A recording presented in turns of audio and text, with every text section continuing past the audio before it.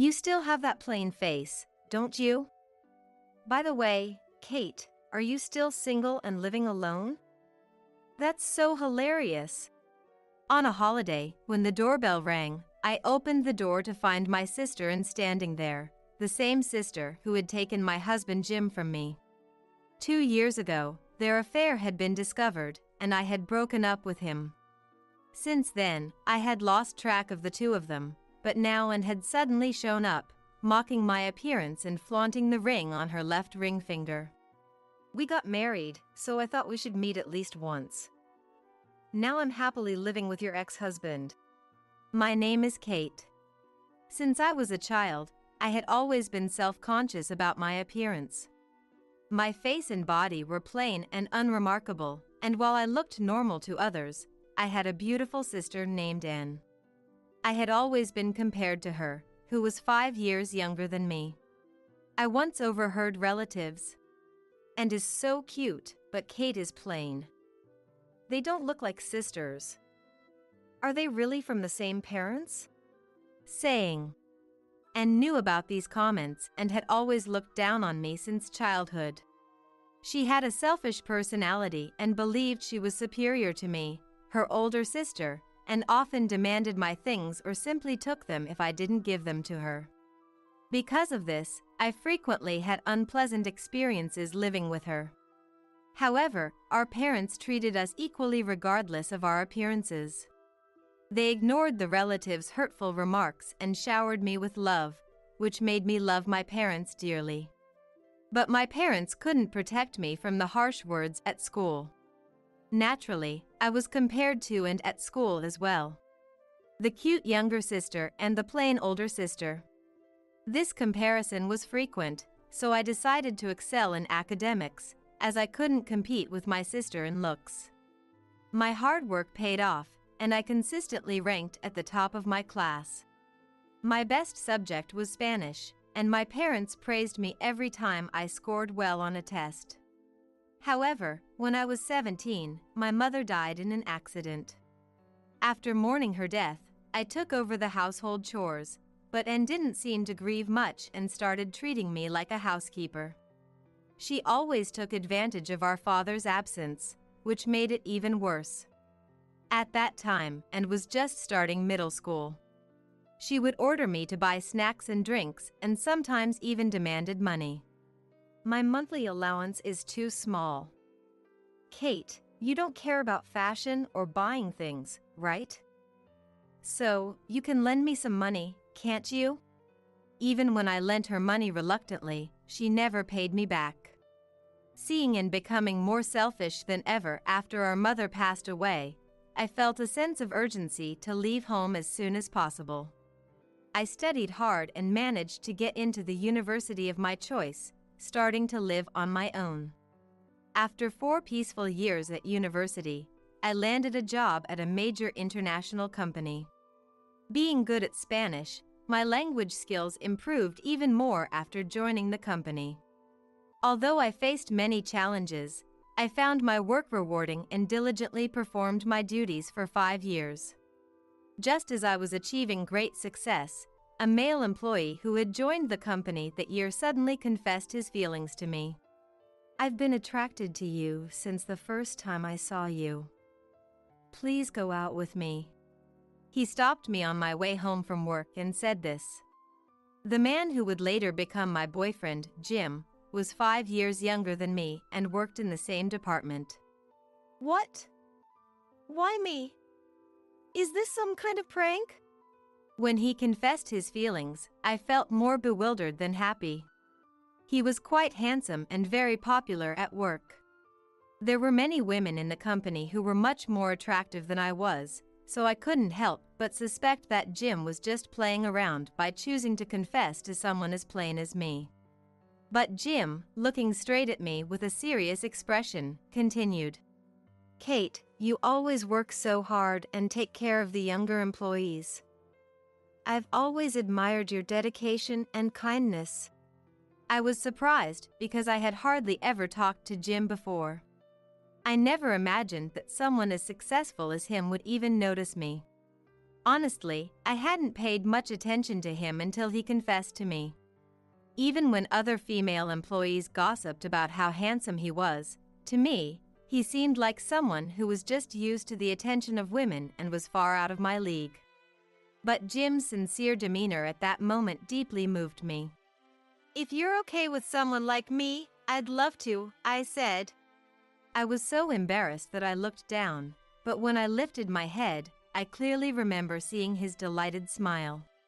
I had almost no experience dating men. Throughout high school, I was always compared to and never had a chance for romance, and in college, the one guy I briefly dated broke up with me, calling me dull and plain. So, the idea of dating someone as good-looking as Jim was incredibly exciting to me at the time. We soon started living together. Our relationship went smoothly, and Jim would visit my father several times a year to show his face. My father was very happy that I had a boyfriend. Jim also seriously told my father, "I want to marry Kate someday," which made me incredibly happy. 3 years later, we got married. I was 30, and Jim was 25. When our coworkers heard about the wedding, they all warmly congratulated us, and I was on cloud 9. Jim transferred to a different department at work after our marriage, but we both continued to work hard. After registering our marriage, we decided to visit my father together. My father was happy about our marriage, but I hadn't informed my sister about it. Maybe my father had told her, but I hadn't received any contact from her. Although I knew her contact information, we hadn't kept in touch since I left home, and I avoided seeing her whenever I visited. And was still living at home. She had repeated a year in high school and 2 more in college, finally graduating this year. I planned my visit to avoid meeting Anne, who I didn't want to see. However, while my father, Jim, and I were chatting pleasantly, the front door opened and a familiar voice called out, "I'm home." I froze in surprise, as I feared, and walked into the living room. "And you're home early today," my father said. "My plans got canceled, so I came back. By the way, who's this handsome guy?" And explained about her canceled plans and then, without looking at me, stared intently at Jim. I felt uncomfortable with how she seemed to be sizing him up and was about to tell her to stop when Jim's face lit up at the sight of Anne. "Nice to meet you. I'm Jim, Kate's husband," he said, standing up and smiling as he approached Anne. Jim was obviously charmed, and Anne introduced herself with a look that suggested she didn't mind the attention. I had a bad feeling about this. Anne turned to me with a sly smile. "I heard from Dad that Kate got married, but I can't believe she married someone so handsome. Isn't he too good for plain Kate?" "Anne, how could you say such a thing?" Dad immediately scolded her, but it had no effect on Anne. On the contrary, Anne clung to Jim, linking her arm with his and pressing her body close. "Hey, Jim. How old are you? What do you do on your days off?" And looked up at Jim with a sweet voice, trying to entice him. Rather than being bothered, Jim started conversing with her, still close, leaving me unsure of what to do. "Anne, knock it off." I couldn't bring myself to yell, and I was about to cry with vague anxiety when Dad sternly reprimanded Anne. She glared at me with discontent but reluctantly pulled away from Jim and left the living room. After that, conversations with Dad didn't go smoothly, and we decided to leave.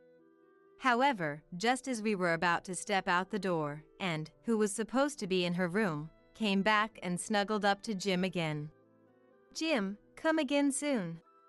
She quickly stepped back, but I couldn't shake off the bad feeling. Because Jim looked so happy while talking to Anne. It was clear he was captivated by her beauty.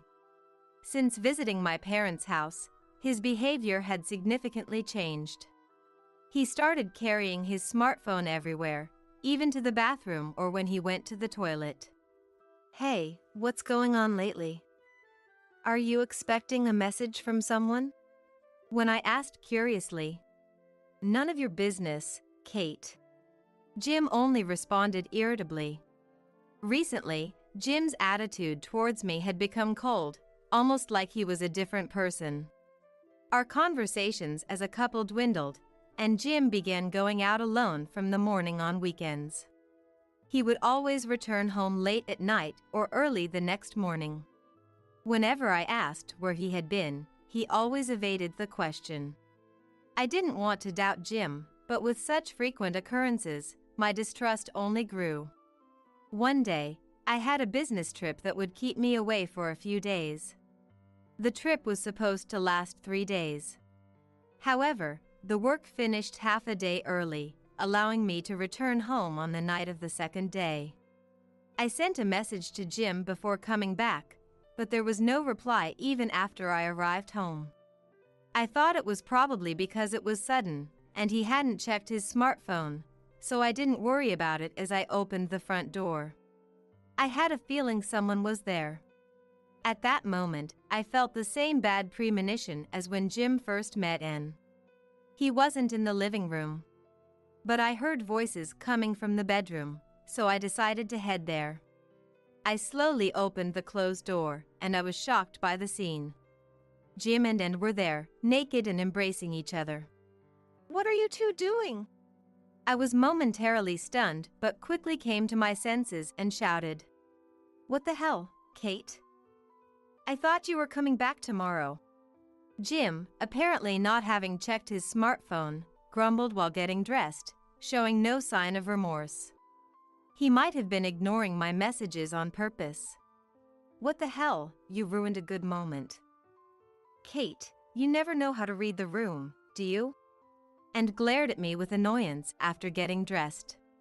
And what is going on? This is cheating. I angrily confronted her, but Anne mocked me. "What? Jim and I agreed to this, so there's no problem. Jim said he prefers me to a plain woman like you." Anne said triumphantly, clinging to Jim. Jim patted Anne's head with satisfaction, not even glancing my way, even though I was his wife. Watching the two of them, my intense anger quickly subsided, and my affection for Jim began to fade. While they were engrossed in each other, I slipped my hand into my pocket, took out my smartphone, and started operating it. "Hey, Jim. Recently, you've been distant and always carrying your smartphone around. Is it because you've been in contact with Anne?" I asked, trying to remain calm. Jim finally looked at me and sneered. "Yeah, that's right. And is beautiful and attractive, unlike you, Kate. It's a pity that Anne has an unattractive sister like you." Jim mocked my appearance and praised Anne. Apparently, Jim had taken a liking to Anne when he visited my family some time ago, and felt the same way. When we were leaving, she secretly slipped a note with her contact information into his pocket. Jim sent a message to the number on that note, and that's how their relationship started, Jim explained unapologetically. "Furthermore, I only married you because I knew about your achievements and thought you'd make a good wallet. Who would want to be with someone as unattractive as you otherwise?" Hearing his insults, my vision nearly went black. Jim's serious demeanor when he confessed his feelings to me had been a lie to deceive me. Fighting back tears of frustration, I quickly called my father to report what Anne and Jim had done. My father rushed over to my house, and seeing Jim and Anne together, he was furious. "You too. What a stupid thing you've done." However, Anne showed no remorse despite my father's anger. Jim also. "I'm sorry about this, but I've fallen in love with Anne," he said brazenly. Even my father was taken aback by his audacity, sighing deeply. "That's enough, Anne.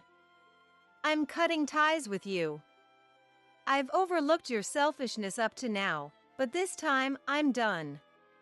You haven't been looking for a job at all, so I won't be helping you anymore. Don't come back home. Even when my father disowned her, her expression didn't change. Fine by me. I'm going to be happy with Jim from now on. Not a single word of apology to my father for raising her all these years. My disgust grew. I reached my breaking point and glared at the two of them. Then do whatever you want. Jim, we're getting a divorce. Yeah, fine. That would be a relief. Don't ever show your face to me again. His insults no longer reached my ears. I felt ridiculous for having been married to someone like him, even for a short while. I told Jim I was divorcing him, left them behind, and moved out of my apartment that very day. After moving back to my family home, I quit my job, but thanks to my father, I quickly found a new one. My father worked for a foreign company in the same industry as my previous job. There was a job opening, and my father, who held a high position, spoke to the CEO on my behalf to get me hired. By the time the divorce was finalized, Jim had also left the company, and he and Aunt had moved somewhere unknown. I enjoyed a peaceful life with my father and adapted well to my new job. 2 years passed like that. By this time, I had almost forgotten about Jim and Aunt, but then something unexpected happened. It was my day off, and I was doing housework when the doorbell rang. When I opened the door, there stood Jim and Anne, who had been missing. Seeing my face, they both sneered. "How have you been?" Jim said to me, as I stood there in shock at their sudden visit. "You still have that plain face, huh? Seriously, Kate, still living at home and single? It's hilarious." And laughed. "What are you even doing here?" I asked, feeling exasperated, and took the opportunity to show off her left hand. A ring sparkled on her ring finger, and Jim was wearing a matching one. "We got married. Thought we'd drop by to see my dad at least once. Jim and I are living happily together now." I gave them a cold look, wondering how she could say that to her ex-wife. I wanted to slam the door shut and kick them out immediately, but they pushed past me and forced their way inside. "Move. Is Tom here?" Jim bumped into my shoulder on purpose as he rudely entered the house. And, who had been disowned by my father, acted like she didn't remember any of it. Hearing the commotion, my father came out from the back of the house. He was momentarily surprised to see and Jim, but quickly put on a smile. "Oh, Anne. And Jim, too. You came at just the right time. I have something to discuss with you both. Come this way." And Jim seemed pleased by my father's reaction. They followed his lead and headed to the living room with light steps, and I trailed behind them. My father handed them some papers as they sat down on the couch, without a hint of suspicion. Their faces froze as they read the contents. It was a bill for compensation for their affair with me. "What is this? Dad, what does this mean?" Jim and Anne protested, turning pale. My father, his earlier cheerful expression replaced with a stern glare, said, "There's nothing to explain. I never forgave you for what you did to Kate. I couldn't track you down before, but now that you're here, I'm holding you accountable." He pressed on as and Jim grew more anxious. "At the time, Kate captured photos and recordings of your affair. The evidence is solid. You can't talk your way out of this." And Jim fell silent under my father's harsh scrutiny. 2 years ago, I had secretly recorded audio and taken photos when I caught them in the act. I still had the data on my smartphone, ready to present it as proof of their infidelity. "There's no way we can come up with that kind of money," Jim said in a despairing voice. But my father's expression, "I have another matter to discuss with you," softened. He then retrieved a few more papers from a drawer and handed them to and Jim. I already knew what they were, the deed transfer documents for this house. My father proposed giving them the house as a lifetime gift. As expected, their eyes lit up instantly, and they eagerly agreed. So, you're giving us this house? Why didn't you say so earlier? Then we can sell the house to pay off the compensation. All they seemed to care about was selling the house for money. Their financial situation was tight, and they quickly signed the papers, thrilled with the unexpected windfall. So, Kate gets nothing even though she lives here with Dad? That's sad. And sneered at me after signing the papers. She seemed to think my father wasn't giving me anything. When I didn't respond, they began preparing to leave, their business concluded. All right, Dad, we'll be back. You two make sure to pay Kate her compensation soon. My father said firmly, and Jim replied, Of course, Tom. Thanks for giving us the house, he answered dismissively.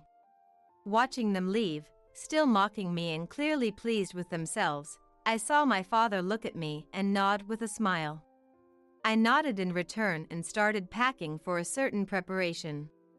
Actually, my father and I had originally planned to move out of this house soon.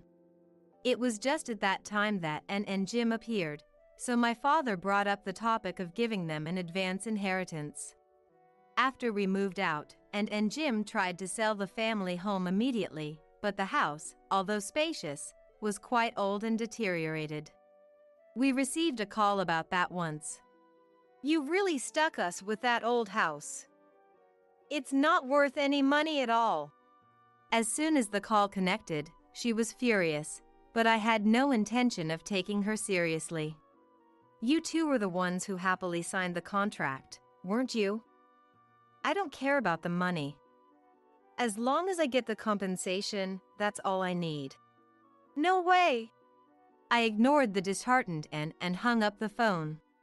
In the end, selling the house didn't come close to covering the compensation, so Ann and Jim had to take on debt and work non-stop every day. Jim had already changed jobs, but his salary was lower than at his previous company, making life tough.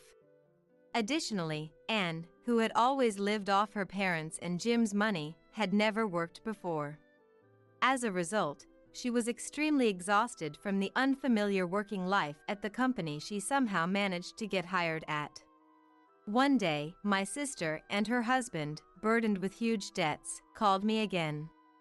However, at that time, I was on a plane with my father, so my smartphone was turned off, and I didn't notice the call.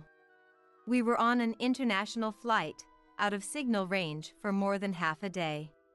After getting off the plane, I checked my smartphone and found dozens of messages from Ann and Jim. The messages were demanding a redo of the advance inheritance. How selfish can they be? We've already given them the compensation. I don't intend to deal with those two anymore. My father, muttering this, had also received a ton of messages on his smartphone and started deleting all of them in exasperation. I don't want to have anything to do with them either. But since we're overseas now, we won't meet them again in the future. After that, we blocked their numbers and rejected their calls, cutting off all contact from Ann and Jim. Actually, my father and I have decided to live abroad from now on. And currently, I'm remarried, and my husband was also on the plane with us. I met my husband at the company I joined thanks to my father. He was an employee sent from overseas, and he said he was attracted to my intelligence and thoughtfulness, so he asked me out, and we soon got married. The company has now launched a project to expand its business overseas, and since I can speak Spanish, I moved abroad with my husband and father. The new house we bought, thanks to my husband, who is a local, is a very luxurious detached property. Since moving into the new house, I've been able to forget all the unpleasant things from before. Now I can live freely and am working hard every day in this new place. I'm enjoying my new life, feeling fulfilled by the overseas project with my husband and father. You're really clueless, aren't you? The inheritance! The inheritance! Hand it over already, said Mary, my sister-in-law, barging in as soon as the front door was opened, happily talking at her own pace. Despite not being close, her sudden demand left me baffled. If it weren't for Henry, I wouldn't even want to come near such a gloomy place. Indeed, to Mary, adorned in flashy clothes and accessories, the home of her contrasting brother Henry and his daughter-in-law, me, must have seemed dreary. However, I thought Mary, who talked about the inheritance at the doorway without even looking at her late brother's portrait, was much more spiteful. This attitude of Mary's wasn't new. She boasted about her confidence in her appearance and often treated the gentle-natured Henry harshly. I had heard from him that once he began to advance in his career and earn a significant income, Mary changed her attitude and started cozying up to him. I was truly appalled by Mary's lack of compassion, barely visiting when Henry was repeatedly in and out of the hospital and not crying at all during the funeral. I had decided to have nothing more to do with her, but greedy Mary wouldn't have it. We don't have all day. Hurry up. Sally must be busy too, right? Mary, with eyes gleaming with anticipation, was convinced she was entitled to the inheritance. However, I possessed something that would utterly change that expression. It was the last words from my late husband. Read this, and you'll understand everything. I am Sally, a widow in her mid-60s, living a modest life. I lost my beloved husband about a month ago, his long-standing illness having worsened. We met and married in our 40s, so we had no children. The loss felt overwhelming, having supported each other for 20 years. Was there any need to keep cooking for someone when there were no children? I considered following Henry but, embarrassingly, lacked the courage. Furthermore, no matter what happens to me, live on without losing heart. Sally, you're an independent and remarkable woman, Henry often told me. Ignoring his now final words was something I could not do. Life changed drastically after Henry passed away. I witnessed his last moments at the hospital in the middle of the night, then went straight to arrange the funeral, which proceeded smoothly. This time, being too overwhelmed to mourn or dwell on my thoughts about Henry was somewhat a relief. Many people, including my sister and her husband, encouraged me and helped prepare for the funeral, which helped me get through this month. I barely remember this period. Sally, you did a commendable job as the chief mourner. Henry must be resting in peace in heaven, assured by your strength, my sister later told me. Though everything was new and I was constantly on edge, which led to a few days of illness, it wasn't all bad. More people attended the funeral than I had anticipated. Henry had worked at a renowned company and was a senior executive, so I expected many attendees I wouldn't know. However, colleagues from the company praised Henry's character and some even shed tears. Among them were people who had traveled from overseas branches, sharing stories of going out for drinks with Henry during his business trips. It was regrettable that I couldn't spend ample time with each of them, but I made sure to note down everyone's names and addresses to send thank you notes and small tokens of appreciation later. My sister and her husband took care of these arrangements, allowing me some respite now. I'm endlessly grateful for Henry's gentle nature, which, I believe, made this possible. I want to boast about being blessed with such wonderful people, but lately, I've had doubts. Primarily because of his sister, my sister-in-law, Mary. Despite being 12 years younger than Henry, Mary is still youthful compared to women her age. Her high sense of beauty made her somewhat of a celebrity in the neighborhood. And she is well aware of it, seemingly enjoying her days enhancing her beauty. I have no issue with that. Though she's turning 58 and the appropriateness of wearing miniskirts is debatable, it's not for others to judge, so it doesn't bother me. The problem lies in her constantly making snide remarks towards me. I'm not as pretty as her, nor do I share her enthusiasm for yoga and spas. Sally, you always look so dowdy. Aren't you embarrassed? Henry was wealthy. Why didn't he marry someone more beautiful? She'd say, evaluating what I wore as if appraising my worth whenever we met. What's with using an unknown brand bag at your age? And those shoes, how long have you been wearing them? You were wearing those the last time we met, right? It's easy for me to tell when someone lacks taste, even if their clothes are nice, because it shows in their accessories. Won't Henry buy you any? He doesn't desire material things, so if you asked, he would buy them for you, wouldn't he? I have enough bags and shoes, though not as many as her. Being called sloppy is one thing, but I've never been one to hoard items. In fact, I make it a point to discard at least one old item whenever I buy something new, so my home is rather clean. Whenever Henry asked me if I wanted anything for our anniversary or my birthday, I would plan a trip without hesitation. I've always believed that memories are invaluable and cannot be bought. Now that he is gone, I'm glad I made those choices. Mary would mock me indirectly with her remarks. Henry wasn't much to look at, so in that sense, you're well suited. But you must have married him for his money, right? No matter the insult, she always concludes with this. This is the issue I have with Mary's behavior. She spreads rumors among relatives that I married Henry for his money. Apparently, there were plenty of women who approached him with that intention. He wasn't one for gambling or nightlife. His hobby was mostly fishing, so I remember being surprised by the amount of his savings when we got married. However, I never intended to splurge his wealth. At that time, I had been working for 20 years at the same company and had my own savings, though not as much as him. Sharing similar values about not spending excessively was one reason we got married, not because I was after Henry's money as Mary claims. I've tried explaining this to her and asking her to correct this misunderstanding with our relatives, but she never listens. It seems she's decided we're incompatible and constantly finds fault with me.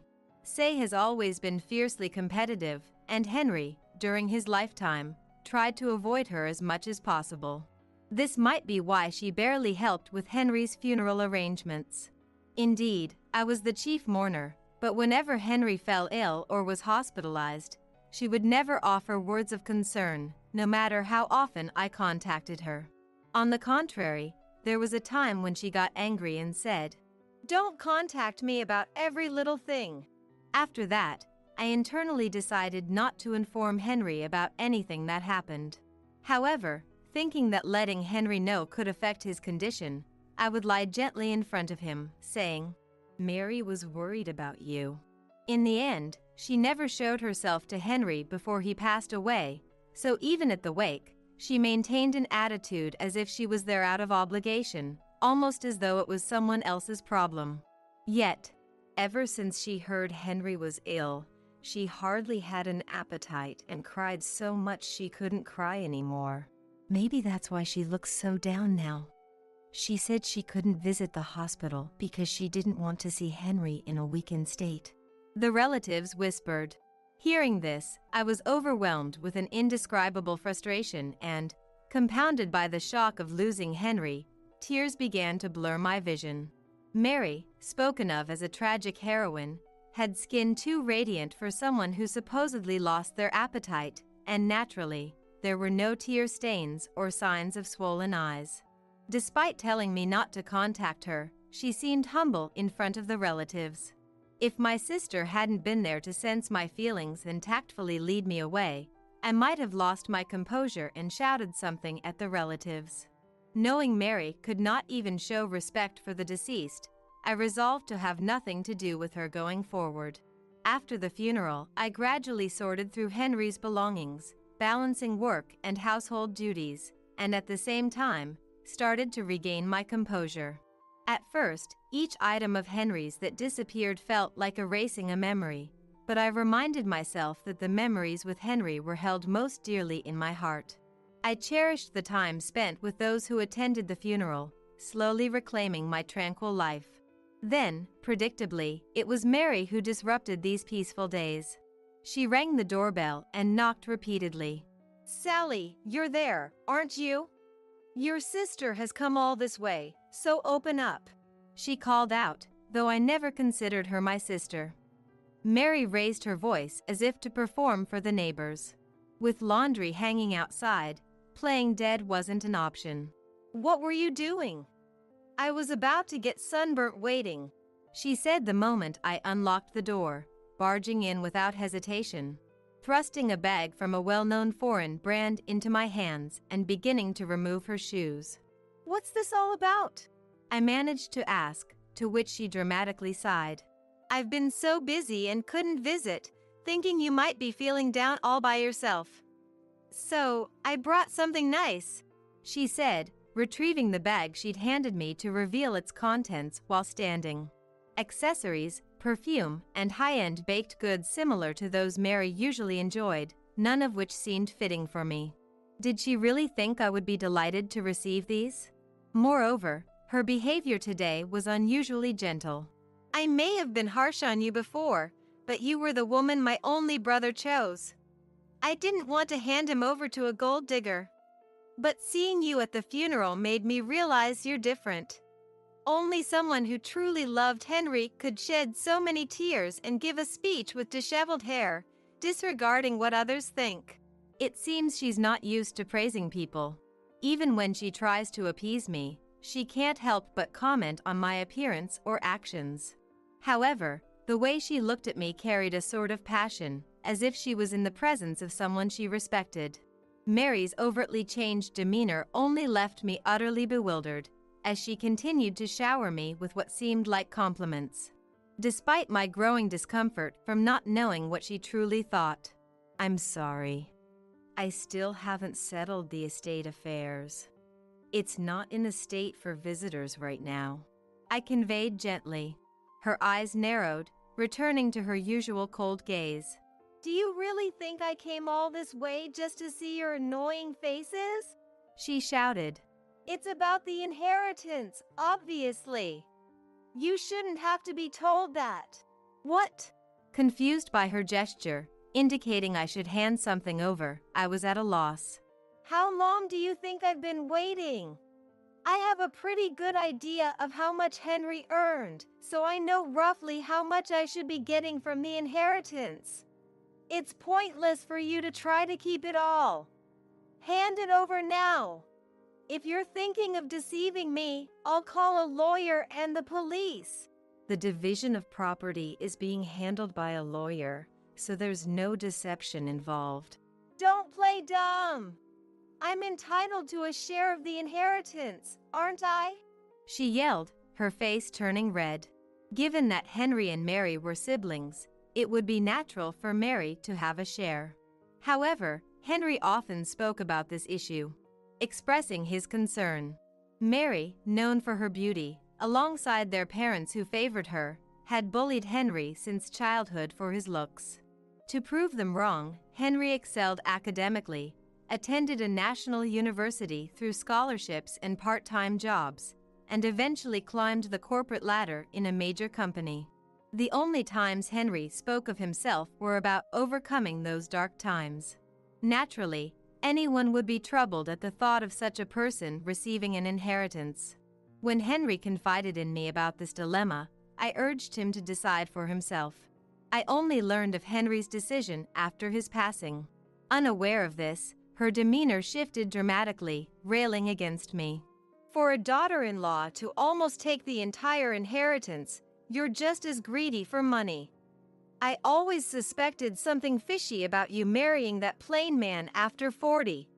The only reason to spend a lifetime with someone who has no merit but his wealth.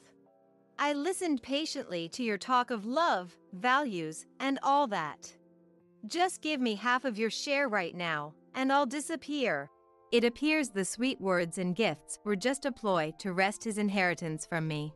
Having been a target of her animosity for so long, I had anticipated there might be ulterior motives behind her sudden change of behavior. Witnessing her brazenly shout in the entryway, I realized just how lacking her sense of morality was. I wondered what Henry, peacefully listening from heaven, would think of all this. I told Mary to wait there for a moment, intending to show her a particular document. Upon hearing this, Mary's eyes sparkled instantly. You really understand me. Let's go eat some delicious French cuisine with that money next time. and she blurted out something nonsensical. Not wanting to be swept up in Mary's pace, I retrieved the document from the back room without agreeing to her plans and handed it to her. "Please, this is from Henry. You can have it," I said as I gave her the document, Henry's last letter. Essentially his will. Mary, sensing what it was, quickly opened it. Her eyebrows, meticulously shaped, moved up and down, clearly agitated by the letter's contents. "What does this mean? I don't understand this." Her ignorance stemmed from her own choice not to see Henry. The words almost reached my lips, but seeing Mary collapse weakly into a seat, I doubted they would reach her now. The will stated that Henry bequeathed all his possessions to me, as a final gesture of appreciation for a life shared in mutual support and love, leaving a passionately written message too private to read aloud. Reading this, I felt a renewed warmth for Henry, who thought of me even while battling his illness, making it clear Mary would receive not a cent. Despite the clear answer, Mary, unable or unwilling to accept reality. "What does this mean?" she murmured. Her face paled, and no response came from her as I half forced her out and quickly locked the door. Through the door's glass, I faintly saw Mary's shadow sway and stagger away. Feeling relieved that she wouldn't bother me again after reading the will was short-lived, the next afternoon, Mary called. "I never thought you could be such a villain, Sally. How dare you deceive me?" Her fury was palpable even over the phone, sending a chill down my spine.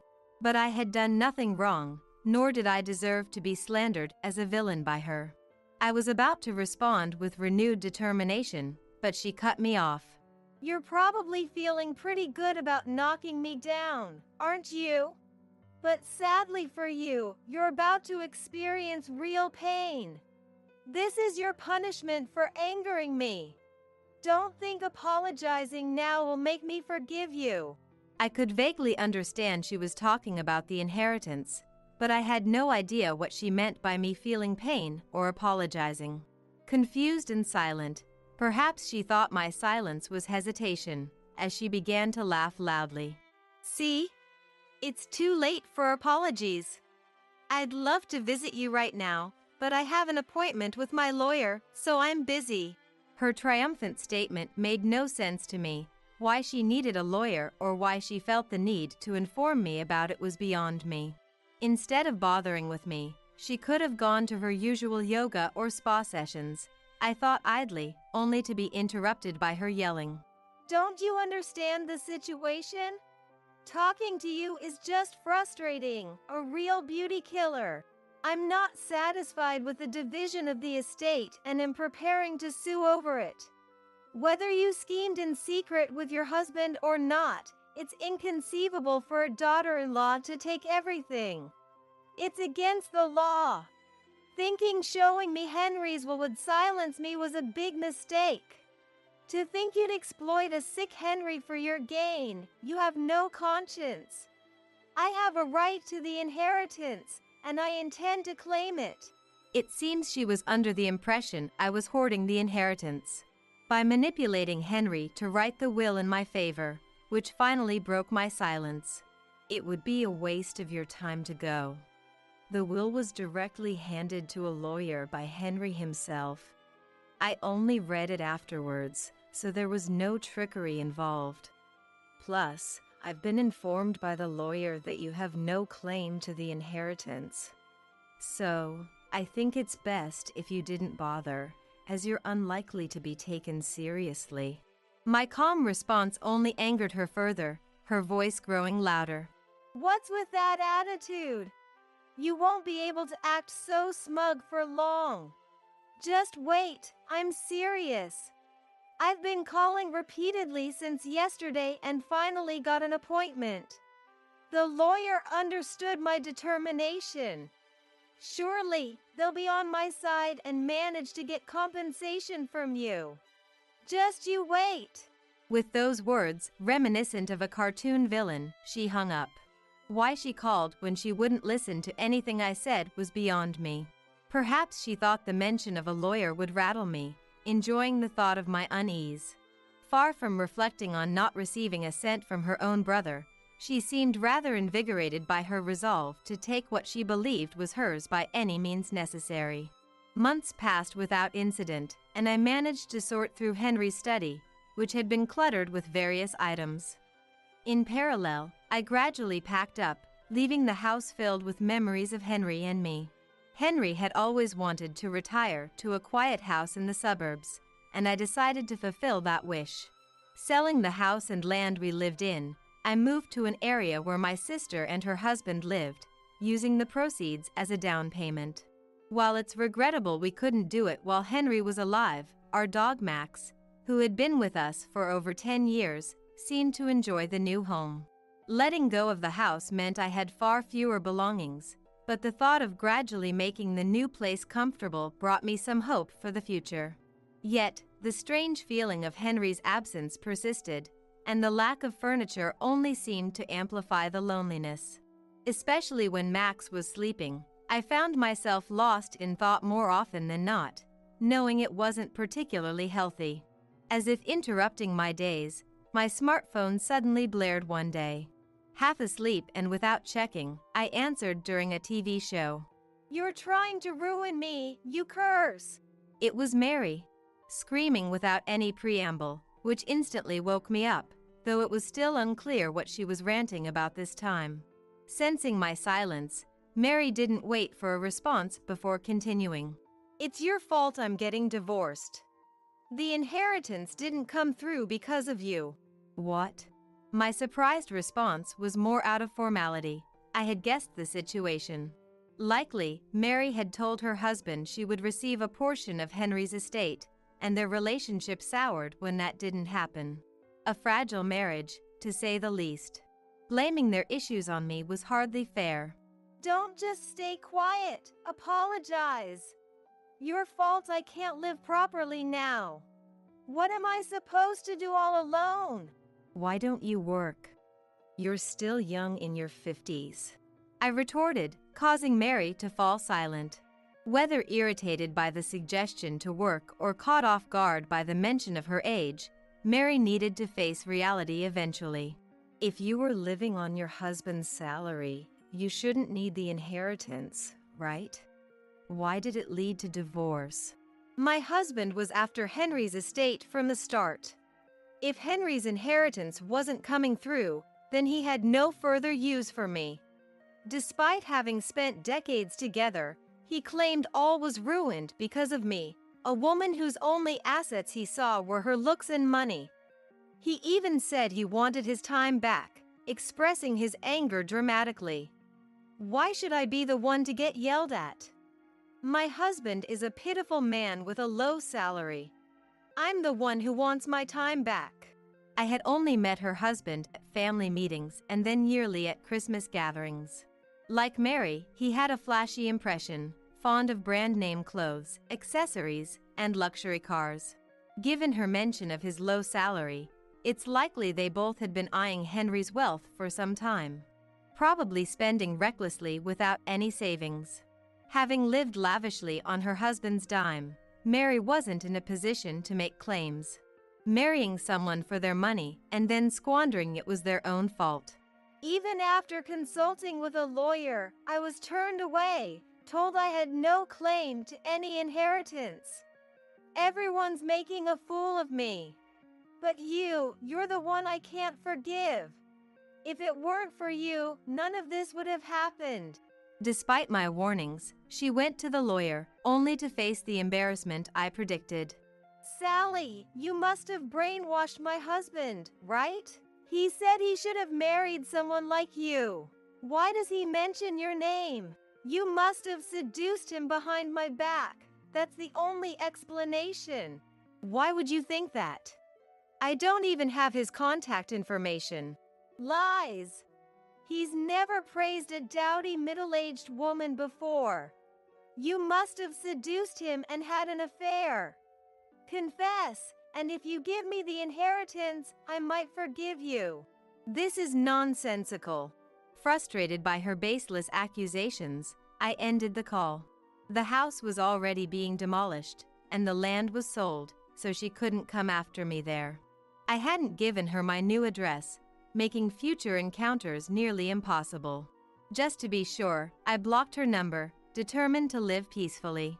Half a year passed, and Max adapted well to our new life. My sister and I went out to eat once or twice a month, enjoying our days. My recent health checkup showed no issues, and the local shops provided convenience, leaving little to worry about except for that phone call a few months back. Mary, having divorced and depleted her savings, apparently sought welfare support at the social welfare office. During her visit, she was told that if she had relatives who could support her, she would not be eligible for assistance. The relatives who once praised Mary all refused to help with her living expenses, likely aware of her history of lavish spending. This led to her being isolated from her relatives. A caseworker then contacted me, but of course, I had no intention of helping. Considering how she and her ex-husband had approached us with financial motives and her disrespectful behavior even at the funeral, I felt no obligation to assist her now. Despite her accusations of me being money-minded, it was Mary who had succumbed to her own greed. I'm unaware of her current situation. Rumors suggest she quickly lost a job she had found due to conflicts, or that her neighbors noticed her ex-husband's absence, deducing their divorce and her subsequent move. No one seems to know where or how Mary is living now, and I've lost interest over time. Regaining my peace of mind, I cherished my time with Max more than ever. Max, who was always gentle like Henry, became even quieter with age, which worried me. My sister, a longtime dog lover who adored Max, surprisingly acquired a puppy one day. Excited, I visited my sister's family, greeted by a small Shiba Inu. Max, immediately taken by the puppy, watched it play joyously. I hoped the puppy would become a good friend for Max, smiling at the heartwarming scene. Mom's been in an accident and taken to the hospital. Please, can you drive me there? I pleaded with my husband, tears streaming down my face. I had just received word that my mother was in a critical condition, unconscious after a traffic accident. However, upon hearing the situation, my husband responded, "I can't, I'm off to a company trip now," bluntly refusing my desperate request. Even as I persisted, he mocked me, saying, "The trip is more important to me. Visiting someone else's mother in the hospital is a waste of time. I'm definitely not going. My name is Jane. I'm 29 years old. My husband, Ben, who is a year older than me, and I got married 2 years ago, both of us working full-time. We met in the same university club. Although the club had many members and it was hard to talk to everyone, we ended up sitting next to each other at a drinking party one day, which led to us becoming close. We also discovered that we both were only children who grew up in single-mother households after losing our fathers early, which quickly brought us closer together. We started going out more and naturally progressed to dating. When we both became comfortable in our jobs as working adults, Ben proposed. Neither of us is currently thinking about children since we're both focused on our careers. However, we do want them eventually and have talked about buying a detached house when the time comes, shortly after getting married. Currently, we're renting an apartment and live close to both of our parents' homes. Since both our fathers have passed away, our mothers, Sarah and my mother-in-law Mary, live alone but have become very good friends. Their similar experiences of not remarrying and raising a child on their own seem to click. And since our family meeting, they've developed a friendship like no other, often meeting for tea or traveling together. I never expected them to get along so well, but seeing my mother happy with Mary makes me glad they met. Mary is also very fond of me, and we have a good relationship. However, Ben isn't too thrilled that Mary seems to prioritize my mother over him. He has quite the mama's boy trait. I knew from his behavior even before we got married how much he cherished his mother, which I understood, coming from a single mother household myself. But shortly after we started living together post-marriage, I discovered his true nature. One holiday, I received a message from my mom with a photo attached, saying she was having lunch with Mary. Having lunch with Mary now?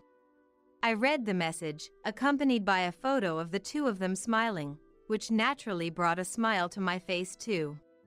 "Hey, Ben. Looks like Mary and my mom are having lunch.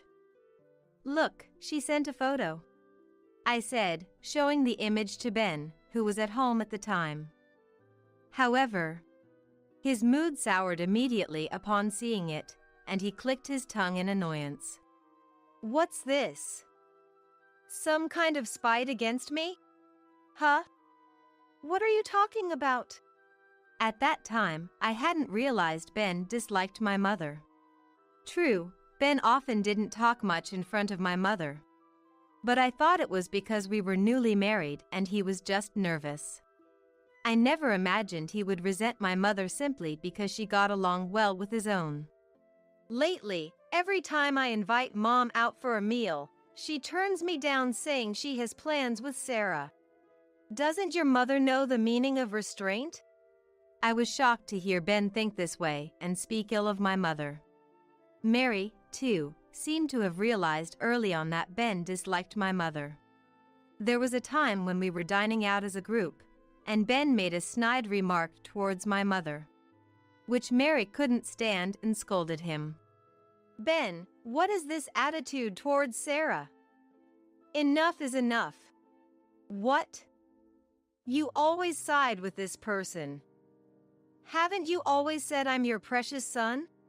It's not funny preferring someone you've recently become close with over your own son," Ben retorted, but I honestly found his attachment to Mary to be unnaturally strong. Later, when Ben wasn't around, Mary apologized to my mother and me. "I think I've spoiled that boy too much. I'm truly sorry. There's no need for you to worry. I'm not bothered by it either. Ben really loves you." My mother, being gentle-natured and not prone to anger, seemed to accept the situation without blame. However, I could tell right away that she was hurt inside. And Ben, without considering my mother's feelings, progressively worsened his behavior over time. Although Mary would defend my mother, preventing Ben from openly attacking her, he would complain to me whenever my mother and Mary seemed close, eventually even starting to regularly speak ill of my mother. Not long into our second year of marriage, I couldn't take it anymore and had a huge argument with Ben. After a fierce exchange of words, the fundamental issues remained unresolved. And since then, our relationship has become awkward, with less conversation than before. Lately, I've noticed Ben's been coming home late and going out alone on weekends more often. Feeling something was off, I asked him directly. "Work's been busy. Lots of overtime and working on weekends lately," he said. Despite his explanation, I couldn't shake off my feeling of unease. Then, one Sunday, when we both had the day off, I noticed Ben packing early in the morning. It seemed he wasn't going to work after all. Just as I was about to ask why he was packing, my phone rang with a call from an unknown number. Curious, I answered, only to find out it was the police.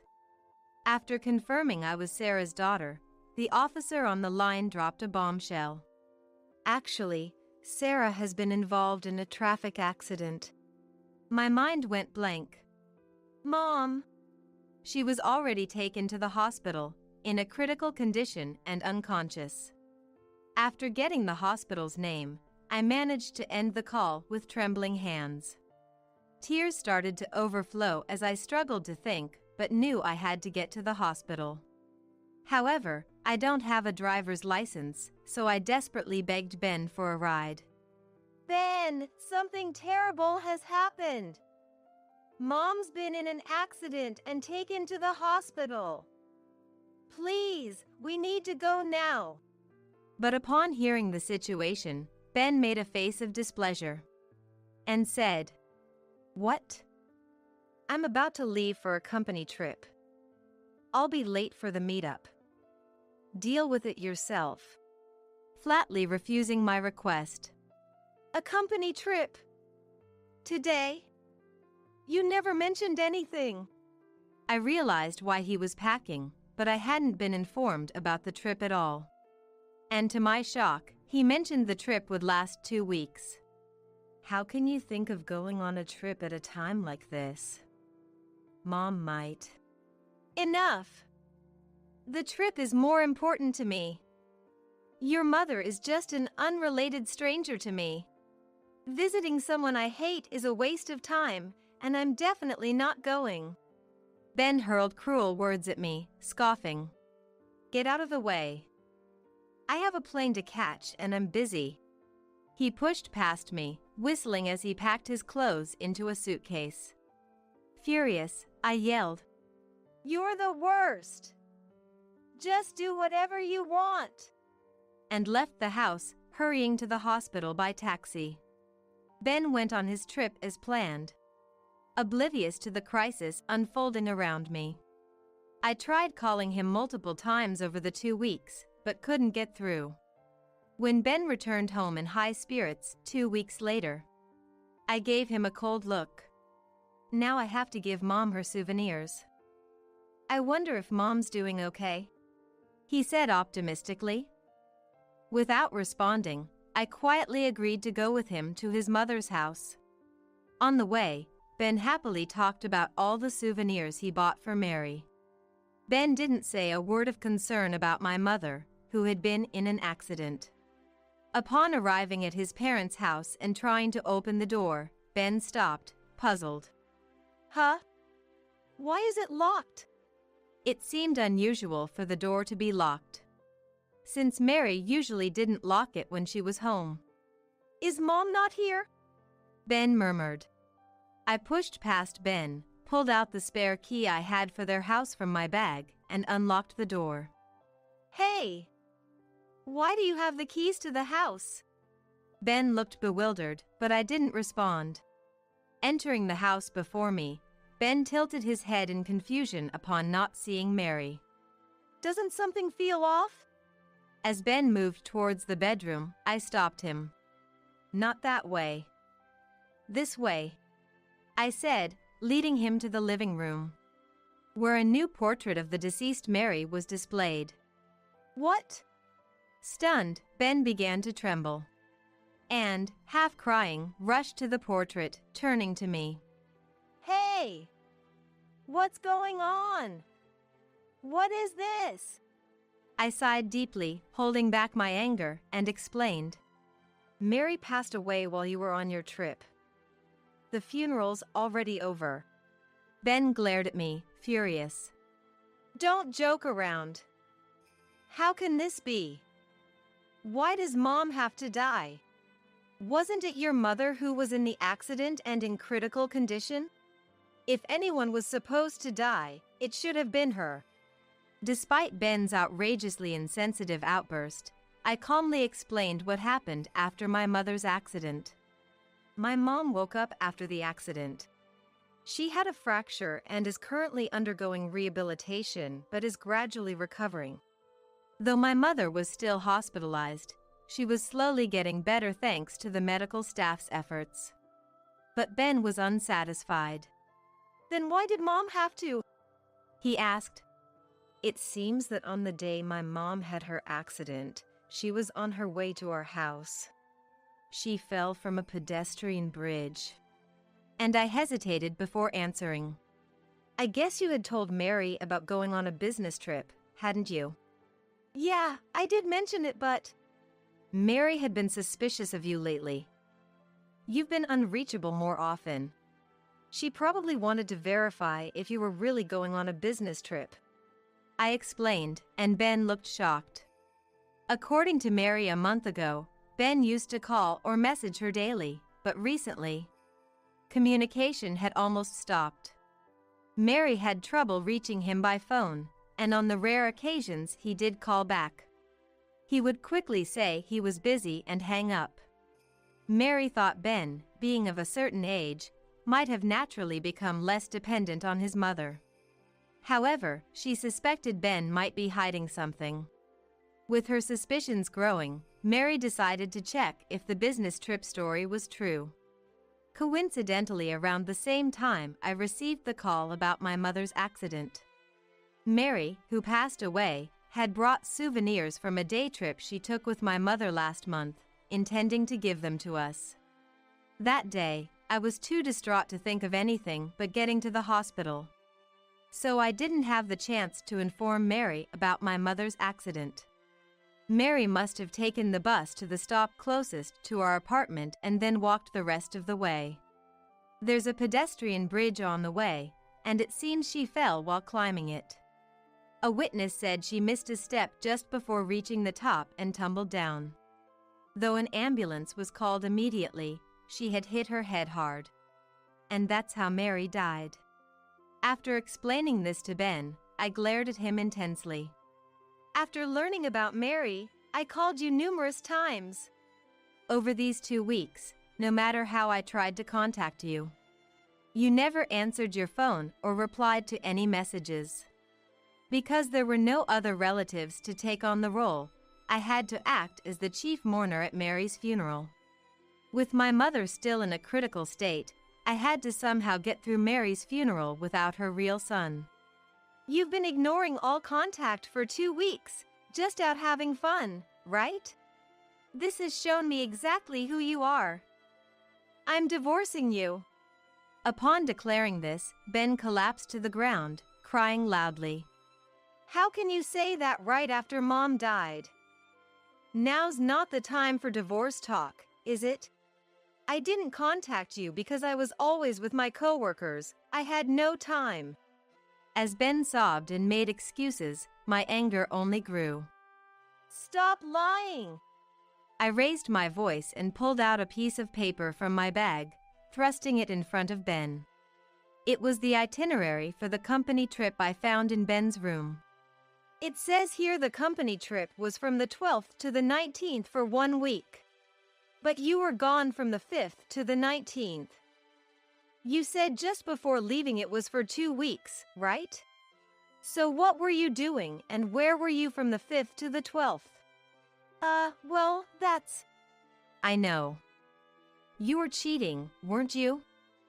And you spent that week with your affair partner, right?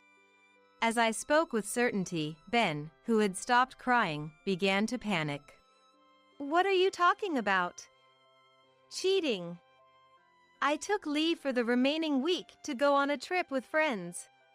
See, work's been busy, and I needed a break. Fed up with Ben's continued excuses, I pulled out a mobile phone from my pocket. The moment he saw it, his face turned pale. This mobile phone belonged to Ben, found in his closet while he was away on the trip. Likely, there was another mobile phone in his bag, prepared specifically for communicating with his affair partner. Ben had previously claimed he couldn't contact me while on his trip due to lack of time. But he had left his regular mobile phone at home, making it impossible for him to notice any calls. You've been lying through your teeth. You left this phone at home to spend time with your affair partner, didn't you? As I placed the mobile phone in front of Ben, he began to tremble and slammed his fist on the table. Yeah, that's right. I've been fed up with you for a long time. I've got someone else I love now. He shouted defiantly, and then, And how did you know where to find the mobile phone? Don't tell me you searched my room while I was away. He yelled, which was exasperating. I looked at Mary's portrait and silently apologized to her for showing such a scene before speaking up. Mary told me. At that, Ben choked on his words. After a big fight with Ben over my mother, he started coming home late and going out alone on his supposed workdays off more often. Suspecting something was off due to his increased unavailability, I had confided in Mary. Mary, sharing her suspicions about Ben, had advised me. Ben has had a habit since he was little of hiding things that are inconvenient for him, like bad test scores or a glass he broke that his father cherished. He's always securely hidden such things in the closet. If you find a bunch of towels there, it's likely he's hiding something among them. After Mary passed away, I remembered her words, checked Ben's closet, and sure enough, found the mobile phone. I can't believe Mom would tell you such a thing. Ben was visibly distressed, not having expected Mary to doubt him. However, seeing his dismayed state didn't sway me. I will be seeking a divorce and compensation. I'm prepared to consult a lawyer and take this to court if necessary, I stated firmly, conveying my resolve.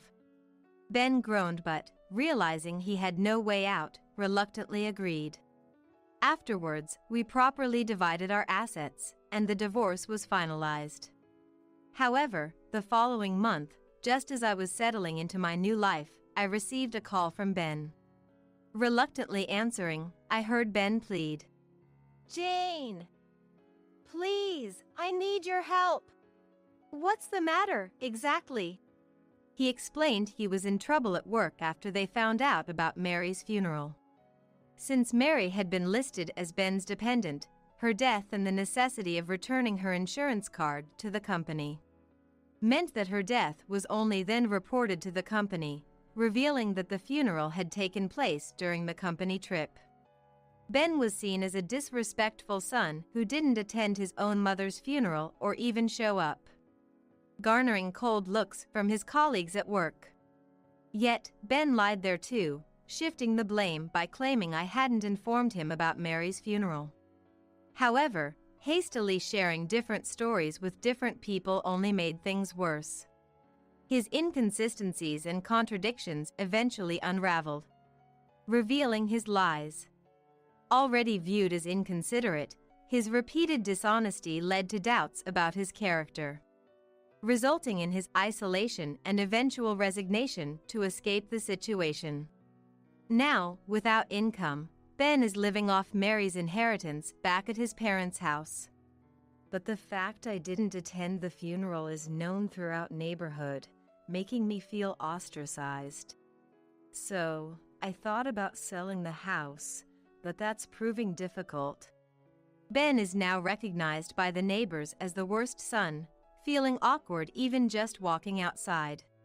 He had planned to sell the family home quickly, but due to its age, there is a lack of interest from buyers. I'm really struggling right now. So Jane, let's start over. Remarry me and let's live together. Hearing this, I was disgusted. He was only reaching out because his situation had worsened. Don't be ridiculous. I've had enough of you. I will never remarry you. Please. I can't go on like this. I don't care about you anymore. You should just live with your affair partner. Rejecting him outright, Ben started to falter. No, we've already broken up. Apparently, the affair partner learned about Mary's funeral and, subsequently, that she was the other woman. Ben had hidden his marital status, leading to her anger and their breakup, leaving him alone. It's your fault. I don't want to be with someone like you. Goodbye. As I was about to hang up. Wait! If you won't agree to remarry, I'll come to your house and argue in person. You're at your parents' place, right? Ben threatened. But I'm not. I immediately responded. Where are you then? I won't tell you. Also, I've recently changed jobs, so lying in wait at my old company is useless. I've already asked everyone to call the police if you show up after my resignation. I decided to sell my parents' house to distance myself from Ben, despite the low likelihood of finding a buyer due to its age. So with my mother's consent, we sold the land after demolishing the house. My mother, having recently been discharged from the hospital, is deeply saddened by the loss of her close friend, Mary. Thus, we moved to a quiet place to live together. And I switched jobs accordingly. Then at least tell me where you are. After all, I've received care from your mother, and I want to visit her. Ben was desperate to find out where I was, but his words only infuriated me. And I was surprised by how cold my response was. Received care? After you've been nothing but trouble for Mom. Don't start saying convenient things now. Besides, Mom has said she never wants to see you again. What? Wait a minute. Jane. Ben was still trying to say something, but I mercilessly ended the call. I then blocked his number and changed mine a few days later. Later, I found out that Ben was being sued for compensation by the affair partner he deceived. And he was in a dire situation. Unable to borrow money due to lack of employment. He's been doing day labor and part-time jobs while searching for full-time work.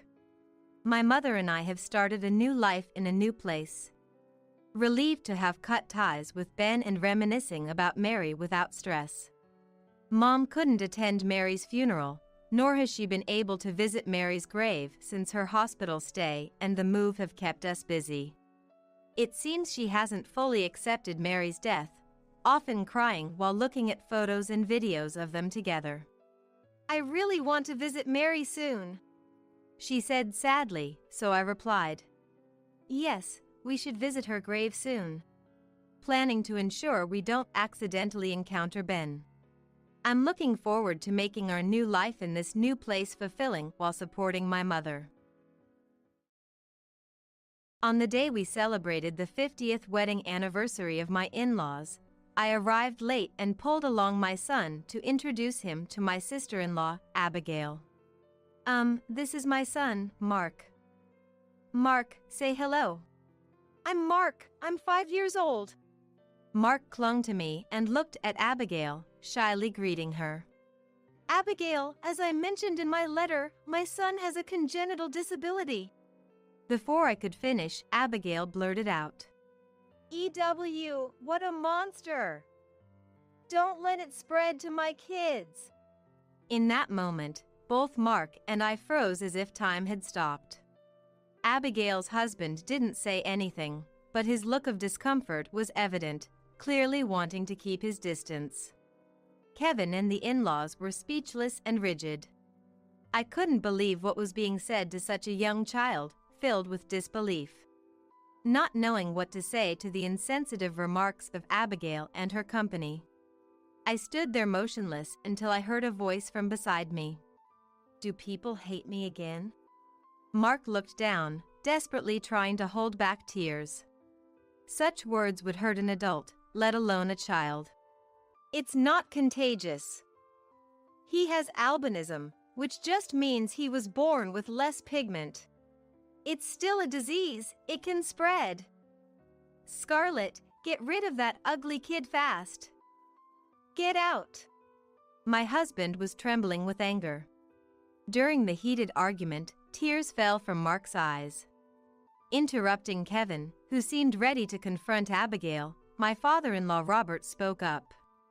Yes, don't ever come back. The relief was visible on Abigail and her husband's faces. They smiled triumphantly as if they had found someone who understood them. But their smiles quickly turned to surprise. What?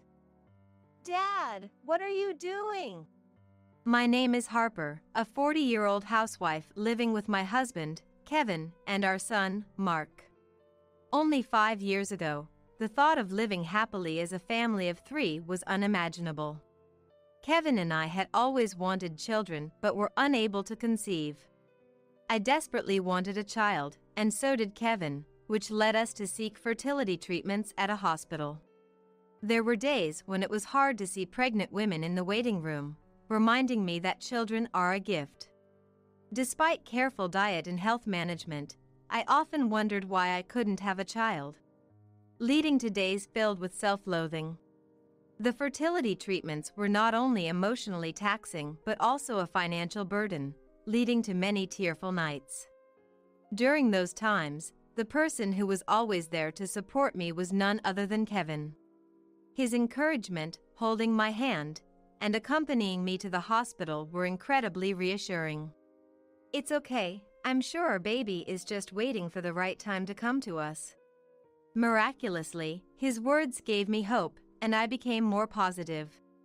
The following year, our efforts paid off, and I became pregnant. We sharing the news with my in-laws Robert and Chloe, who were overjoyed. The baby grew healthy inside me, and we looked forward to the delivery day. On the day of birth, hearing the lively cries, I was deeply relieved and eagerly wished to see the baby's face. Yet, the child born had skin and hair so white and delicate, it seemed touching could break them, like an angel. Needless to say, Kevin and I were astonished. We were confused, as no one in our families had such an appearance. Why? The doctor explained our child had oculocutaneous albinism, a congenital condition known as albinism. Albinism? The one that happens to 1 in 20,000 people. It's a disease associated not just with physical appearance but also vision problems and sensitivity to sunlight. I regretted not being able to give birth to a normal child after fertility treatments. However, seeing the baby, all that faded away, and we embraced our child fully. It doesn't matter if it's a rare disease. Our child is as beautiful and precious as an angel. Exactly. This child chose us. Thank you, thank you. Thus, Kevin and I accepted our long-awaited baby positively and with hope. We named the child Mark and decided to raise him with love. Introducing him as our angel to the in-laws, they were initially surprised, but eventually warmed up to Mark's innocent smile. "It might be hard, but you two will surely overcome everything. If you ever need help, we're here for you." The in-laws accepted and promised to love and care for him together. Mark's main concerns were managing sunlight exposure and weak vision. When going outside, sunscreen is essential, and Mark also needs assistive devices for his vision. However, now, thanks to the internet, connecting with friends who share the same concerns has lessened the feeling of struggling alone. There are several considerations in Mark's life, but otherwise, he's a healthy and mischievous boy. Kevin and I are delighted to see Mark increasingly doing things on his own. And before we knew it, 4-5 years had flown by.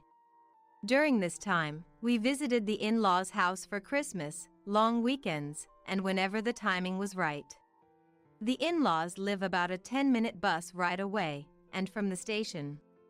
Robert always picks us up in his car, mindful of Mark's condition.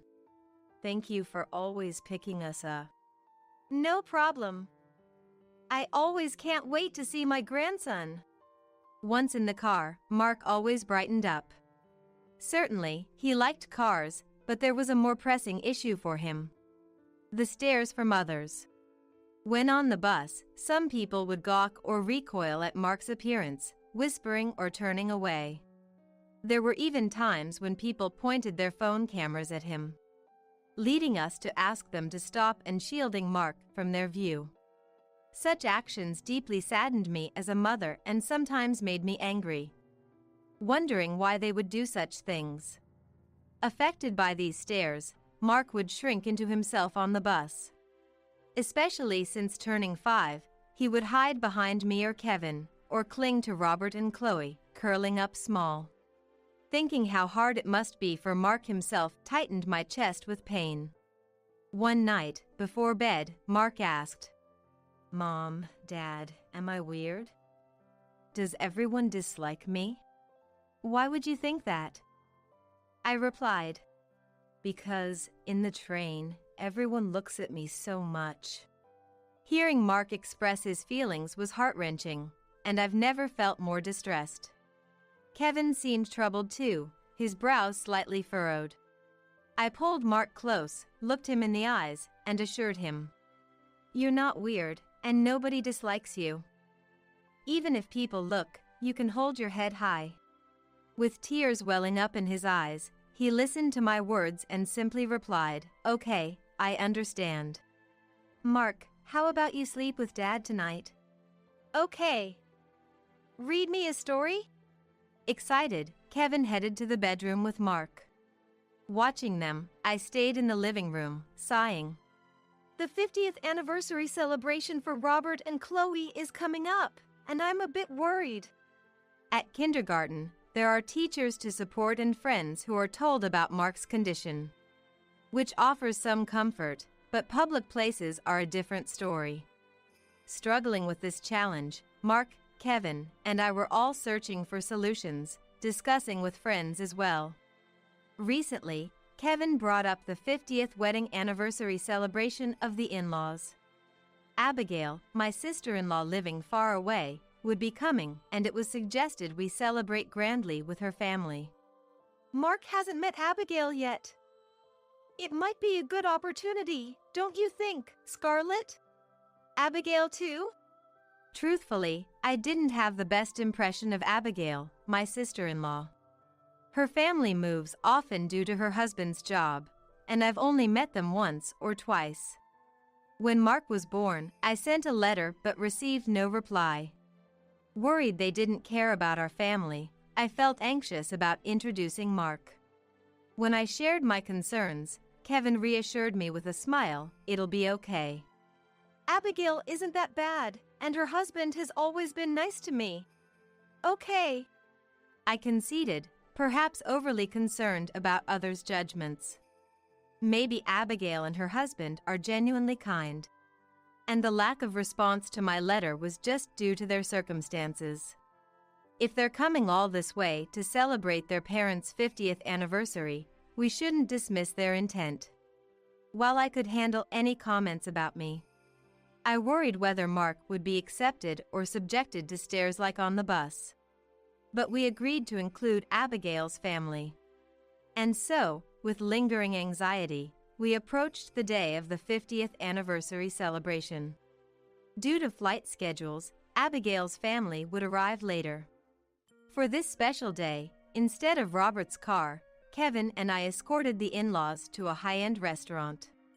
Because we had a reservation, I said, "I'm Harper," and the receptionist led us to our room. Robert and Chloe, smiling happily, held Mark's hand as they walked to their seats. The stylish space, fitting about 10 people, was lit with soft lighting, creating a calm atmosphere. "Grandpa and Grandma are happy." "I'm happy too." "Yes, Mark is happy too." Mark seemed to understand today was special, smiling more than usual. He was dressed in new clothes bought for the occasion, looking even cuter, which made the staff lady smile. After some time chatting, Abigail's family arrived late. They appeared in formal attire, and Scarlett, Mark's cousin, was also dressed in a cute outfit. "Sorry we're late." "Dad, Mom, congratulations today." Abigail dropped her bag and greeted Robert and Chloe. Of course, Abigail's husband and Scarlett smiled and said, "Congratulations." When they settled, I nervously greeted Abigail's family. Abigail, long time no see. Thank you for coming all this way today." "Ah, right." However, she responded indifferently, as if she barely knew me. Gathering my courage, I brought Mark over to introduce him. This is my son, Mark." "Say hello, Mark." "I'm Mark, 5 years old." Mark clung to me and shyly greeted Abigail. "Abigail, as I mentioned in my letter, my son has a congenital disability." Before I could finish, Abigail bluntly said, "EW, what a monster. Don't let it spread to us." Instantly, Mark and I froze as if time had stopped. Abigail's husband, without saying a word, clearly looked uncomfortable, clearly wanting to keep his distance. Kevin and the in-laws were speechless and stiff. I was filled with disbelief at what was said to such a young child. Not knowing what to say to the inconsiderate Abigail, I stood there motionless, but then I was brought back to reality by a voice from beside me. "Do people hate me again?" Mark looked anxious, holding my hand. Laughing, Abigail said, "Yeah, nobody wants to see your face." Mark looked down, trying hard not to cry. Such words would hurt an adult, let alone a child. I thought about slapping Abigail right there, but hugged Mark tightly instead. "What are you saying, Abigail? That's not true." "That's right." "Abigail, how could you say that?" Chloe hugged me and Mark in defense. What? Mom, you're defending that monster? It's gross, like, it's all white and has white hair. Is it contagious? Get it away if it's going to spread. It's not contagious. It doesn't spread. He has albinism, a condition of being born with less pigment. So, it is a disease. It could spread. Why did you bring him? Stay away. Scarlett, stay back. Abigail, don't say that. Mark is not a monster, nor is it contagious. Don't treat him like that. Kevin, is that really your child? Unbelievable. Why can't you be more considerate, Abigail? Just get rid of that ugly kid, fast. Get out. Kevin's hands trembled with anger. During the heated argument, tears streamed down Mark's face. Intervening before Kevin could confront Abigail, Robert spoke up. Yes, don't ever come back. Only Abigail and her husband were relieved by those words. Their faces wore a triumphant look, as if to say they have found an ally. But that smile quickly vanished, turning into a look of surprise. What? Dad, what are you doing? Robert had grabbed Abigail and her husband's bags and threw them out of the room. Then, after clapping his hands together, he turned back to the astonished couple. To treat a polite child who greeted you upon meeting for the first time, like this. That's not my daughter. You are the monsters. I don't want to see such ugly faces. But Dad, what if you and Mom catch it? I'm worried. No need to worry. If you had the heart to worry about me, you could have considered Mark's feelings too. Why didn't you? No, come on, that's just not normal, no matter how you look at it. Stop saying such heartless things. Get out now. Abigail's couple was taken aback by Robert's demeanor, unseen by Kevin and me before. They seemed to want to say something more, but then a voice exclaimed, "Stop it." All eyes, including Kevin's, turned to the source. Surprisingly, it was Scarlett, dressed in her cute outfit. Her cheeks flushed. Albinism isn't contagious, and he's not a monster. Why would you say that? Dad and Mom, that's awful. She declared this with all her might, tears streaming down her face. That alone showed she was angry and hurt for Mark, which made me incredibly happy. Yet, Abigail harshly responded to her daughter. Scarlett, be quiet. You don't know anything. You're the one who doesn't know anything, Mom. I'm so embarrassed right now. Hating Mark without even trying to understand him. I hate you too. Scarlett's almost shouting voice turned Abigail and her husband pale. Undeterred, Scarlett ran to Mark, towering slightly like an older sister, and gently stroked his head. Don't cry. You should smile. You're not a monster, and you're not disliked. The people who say that are wrong. Okay.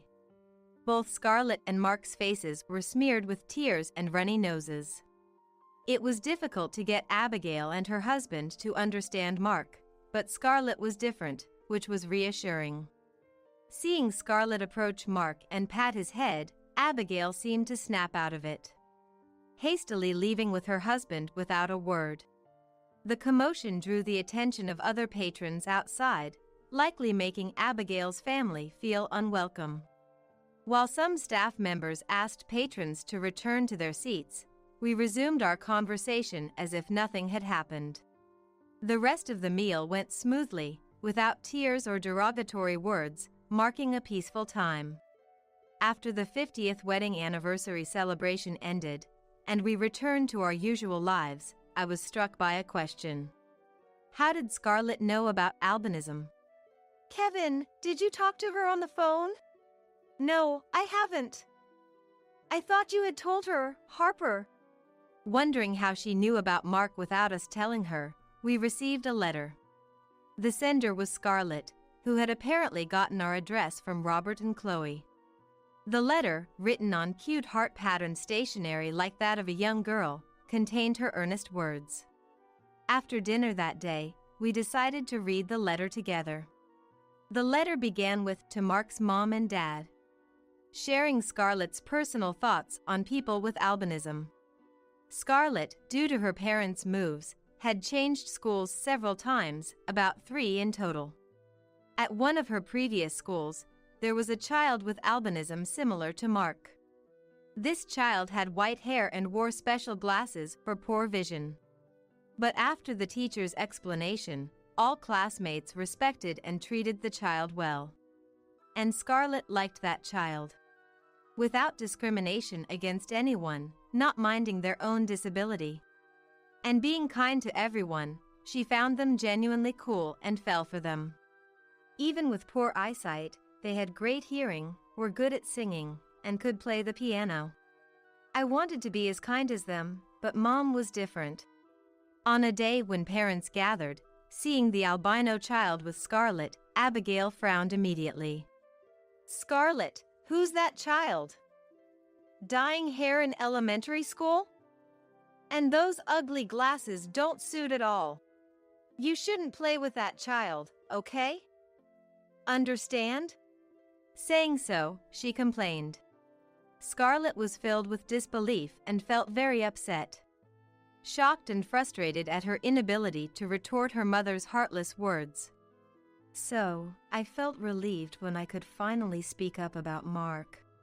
Reading the letter made me feel warm, realizing Scarlett had been harboring those feelings during the 50th wedding anniversary celebration. Later, Scarlett settled in her current school and, driven by a desire to be understood, read an essay on albino awareness during an open class.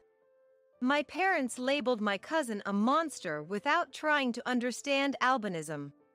I think those who say such things have monstrous hearts. I hope more people understand albinism and refrain from saying terrible things like my parents did. I wish for a class where everyone respects each other as they did at my previous school. The composition she read on open day, advocating for mutual respect, was highly praised. At the same time, Abigail and her husband faced condemning stares and were embarrassed. Following that open day, they were viewed coldly by other parents in the neighborhood, and Scarlett was scolded by Abigail. But she seemed unfazed, hoping to grow up to be someone who can eloquently explain and support people with albinism. Please be kind and stand tall, Mark. I'll do my best too. See you. The letter ended with this message, accompanied by a cartoon character sticker that seemed like it could come from a girl's magazine, saying "Your ally." Of course, Mark still can't read well, nor does he fully understand the meaning of the words. But when I carefully explained how to read it, Mark, with a happy smile, excitedly shouted, "Ally, ally." Seeing this made both Kevin and I happy, and we all ended up laughing together. In fact, since the day of the 50th wedding anniversary celebration, Mark, perhaps remembering Scarlett's words, has always stood tall, never shrinking, whether on the bus or at kindergarten. What kind of mental change occurred, I'm not sure, but it seems Mark has understood Scarlett's words in his own way. When going to meet the in-laws, as usual, we got on the bus and sat down. Some high school girls who seemed to have finished school early were talking about Mark. Covering their mouths, but their eyes laughing, "What's that?" white hair. I was considering changing seats, but then I noticed Mark had also seen the girls and was staring back at them. Mark? When I called out to him, Mark, still looking at the high school girls, smiled back at them. Surprised, perhaps, the girls moved away, flustered. There were other times when we were talked about or stared at, but Mark began to smile back each time. The speakers would feel guilty, stopping their gossip and diverting their attention to their phones. It seems to be Mark's own way of handling situations, though I wondered where he learned such diplomacy. But upon reflection, Scarlett had encouraged him that day, "Don't cry, just smile." Those words must have resonated with Mark. It's not that there are no more people who mock or stare or demean based on appearance. In fact, we'll likely encounter more such people. Seeing Mark not just protected by me, his mom, but protecting himself, made me feel incredibly proud of his growth. Our child is striving to live with strength. Maybe it's thanks to Scarlett. I often think, if only there were more kind-hearted children like Scarlett. Discussing this with friends, I found support among other moms, leading to small educational gatherings in public spaces. If both those directly involved and those around them can understand each other, surely we can connect kind-hearted people and create a slightly kinder world than today. I hope for a world where more people, like Scarlett, understand and treat those with disabilities without discrimination, making it a better place for Mark to live positively. Seeing my granddaughter Mary not touching her hamburger, the server approached us with a stern tone. "You need to eat what you've ordered, or it'll be a problem." Would you normally say that to a customer? Arguing seemed futile, so I responded humbly. "I'm sorry. I think she's just waiting for mine to arrive." After my apologetic reply, the server walked away, looking dissatisfied. What a rude attitude. Trying to lighten the mood, I turned to Mary. "Let's eat, shall we?" But Mary remained downcast. "What's wrong?" Something seemed off. Then, the same server came back to our table, carrying something. "Here's the toy that comes with the kids' meal." She slammed the toy onto the table. Looking up at the server, I saw her smirking at Mary. It was a chilling sight. Mary must have felt something was wrong too. "I don't want this." She threw the toy on the table to the floor. She's never usually so rough. Now. We shouldn't throw things. As I tried to calm Mary and pick up the toy she had thrown. Suddenly, "Grandma, let's get out of here." Mary grabbed my arm as I was reaching for the toy and shouted. Looking at the discarded toy, I noticed a piece of paper with something written on it. "Grandma, no." Ignoring Mary's plea, I looked at the folded paper and felt a chill. It was a Saturday. I was on my way to my son Jim's house. It was a warm day, hinting that spring was near. Then, "Mom, thanks for today as well." As soon as I arrived, Jim and his wife Kate left the house together for their once or twice a month Saturday work. "Grandma, what's for lunch today?" After seeing her parents off, Mary came to me with a lovely smile. "How about we go out to eat today?" Mary was delighted with my suggestion. "My name is Ellie. I am 63 years old this year. When my son and his wife are busy, I come to look after Mary like this. Having lost my husband early and spent a lot of time alone, the time spent with my granddaughter was nothing short of happiness for me. My son Jim has always tried hard not to be a burden on me. Even though there's no need for him to worry about me, he's been working ever since he graduated from high school. Thinking back, his first job was terrible. It was then I truly understood what a black company was, even as a parent. He would leave for work early in the morning and return home around the time the date changed. You could visibly see him getting thinner, even though he was quite well built, as he continued with that lifestyle. Seeing my son Jim become increasingly distressed, I somehow managed to convince him, and finally, he decided to quit that job. It had been 3 years since he started working there. Though there seemed to be some issues with the company upon leaving, I felt relieved once he was free from that place. I'm going to be unemployed for a while.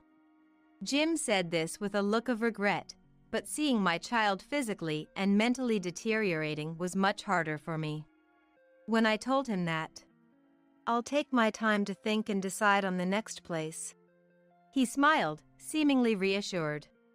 Being a hard worker, he continued his job search while studying for a qualification in a field he was interested in, and finally, he found a new job. I was worried because of the first experience, but the new workplace turned out to be surprisingly clean. He would come home on time, and there was no unpaid overtime. Jim seemed to have some peace of mind and was lively and enthusiastic about going to work every day. When he started to be recognized for his abilities and got on a career track, "There's something important I want to talk about," he said suddenly with a serious look. I'm sensitive to these things. He must want to introduce a girlfriend. "Something important?" I feigned ignorance and asked. "There's someone I want you to meet, Mom." My intuition was right. Jim had dated a few women before. I wasn't explicitly told, but you can somehow tell. But this was the first time he wanted to introduce someone to me. So, that means? I'm free whenever, so let me know when you've decided on a day to bring her over, I said casually, feeling a mix of happiness and sadness. Later, the woman Jim brought over was polite and greeted properly. I've always taught Jim to greet properly since he was young. So, the first impression was perfect. I didn't intend to judge, but I couldn't help noticing her appearance and behavior. "Nice to meet you, I'm Kate." She seemed nervous, her small frame tense. "Nice to meet you too, I'm Jim's mom." Wondering if I'd been staring too much, I greeted her brightly to ease the tension. "Jim, why don't you two sit in the living room and wait?" While they waited in the living room, I prepared some coffee. Before bringing it over, they were whispering to each other but quieted down when they saw me. As I served the coffee, I heard them say thank you. But then, there was silence for a while. How do mothers around the world liven up moments like these? It's my first time, and I'm just puzzled. Huh? But it's everyone's first time in these situations, isn't it? Realizing something so obvious made me laugh unexpectedly. Jim and Kate looked at me, puzzled. I'm sorry. "It's just that it's the first time Jim's brought a girlfriend over, so I'm a bit nervous." I decided to just be myself from now on. After all, we're going to be a family for a long time. "I'm nervous too. But today, we have something we want to tell you, Mom." Here it comes. This is the moment to listen seriously. "Mom, we're thinking of getting married."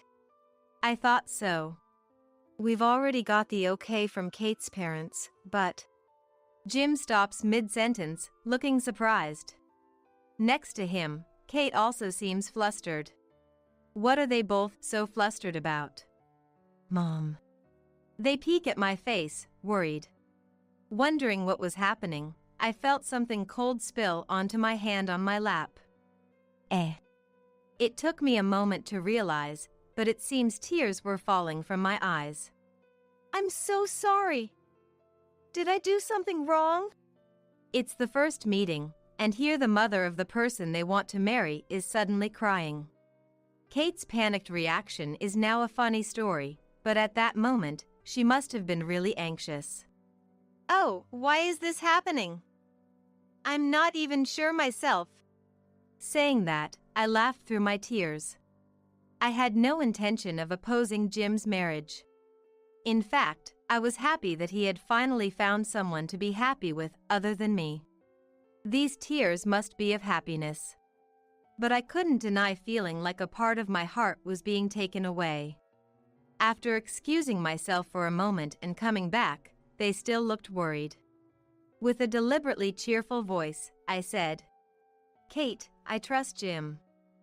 If he chose you, I know everything will be okay no matter what." Kate seemed to be waiting for what I would say next.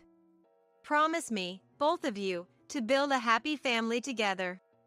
I could see Kate's expression brighten. "Thank you, Mom." "All right, no more serious talk." With that, I started asking about how they got to know each other and their journey to deciding on marriage. While Jim was seeing Kate out, I muttered to my husband's portrait, "Jim is getting married. Time flies, doesn't it?" It felt as if the portrait of my husband smiled back. Kate works at the same place as Jim, and she plans to continue working even after getting married. Jim wanted to live together, but I declined.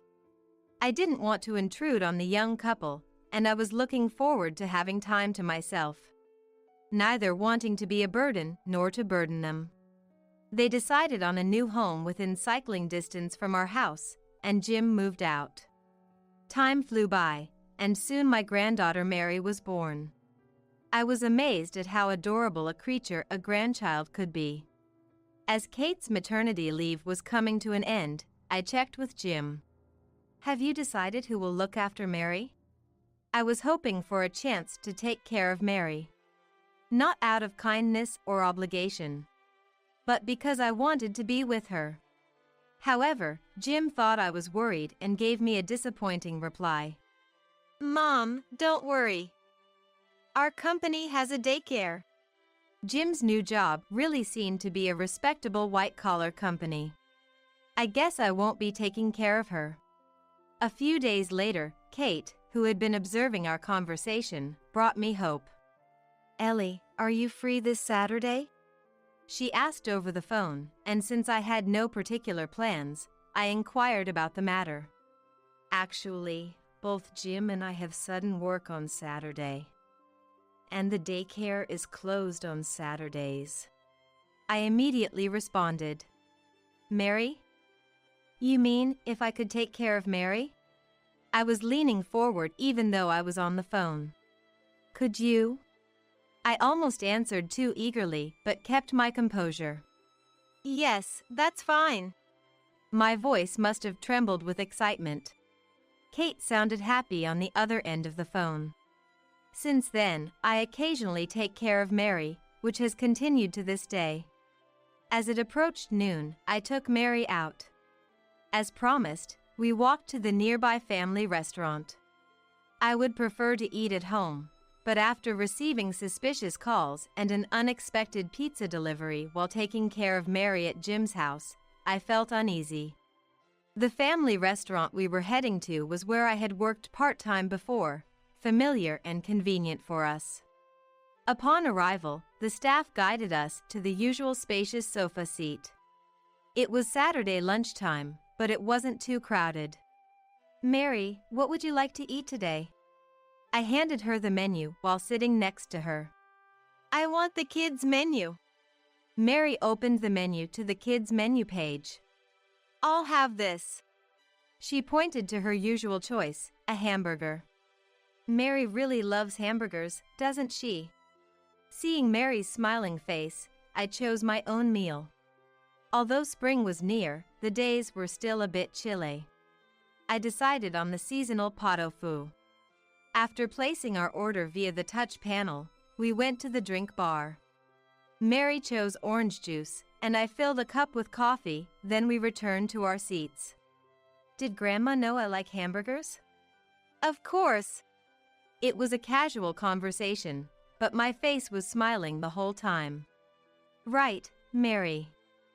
Go to the bathroom before we eat." Mary often wants to go to the bathroom during meals, so I encouraged her to go ahead. "Okay." With a lively response, Mary headed to the bathroom. Her steps seemed lighter, perhaps excited for the hamburger. Her retreating figure was endearing to me. When Mary returned, the hamburger was served. But she didn't start eating. Maybe she was waiting for my meal to arrive. "Mary, you can start eating," I encouraged, but Mary looked at me puzzled. That's when the server brought my pot au feu. Noticing Mary hadn't touched her burger, the server spoke in a stern tone. "You need to eat what you've ordered." Would you normally say that to a customer? Surprised, I thought about the food waste issue and wondered if staff were instructed to say this. Arguing seemed pointless, so I responded humbly. "I'm sorry. She's just waiting for mine. We'll make sure it's eaten." The server left with a look of dissatisfaction. She was strikingly beautiful but had such a poor attitude. Shaking off my astonishment, I encouraged Mary. "Let's eat." However, Mary remained downcast and didn't touch her hamburger. "What's wrong, Mary?" Something seemed off. Then the same server approached with something in hand. "Here's the toy that comes with the kids' meal," she said bluntly, placing the toy on the table. Something was wrong. I boldly looked at the server, who was smirking at Mary. It wasn't a kind smile, but something creepy, as if plotting.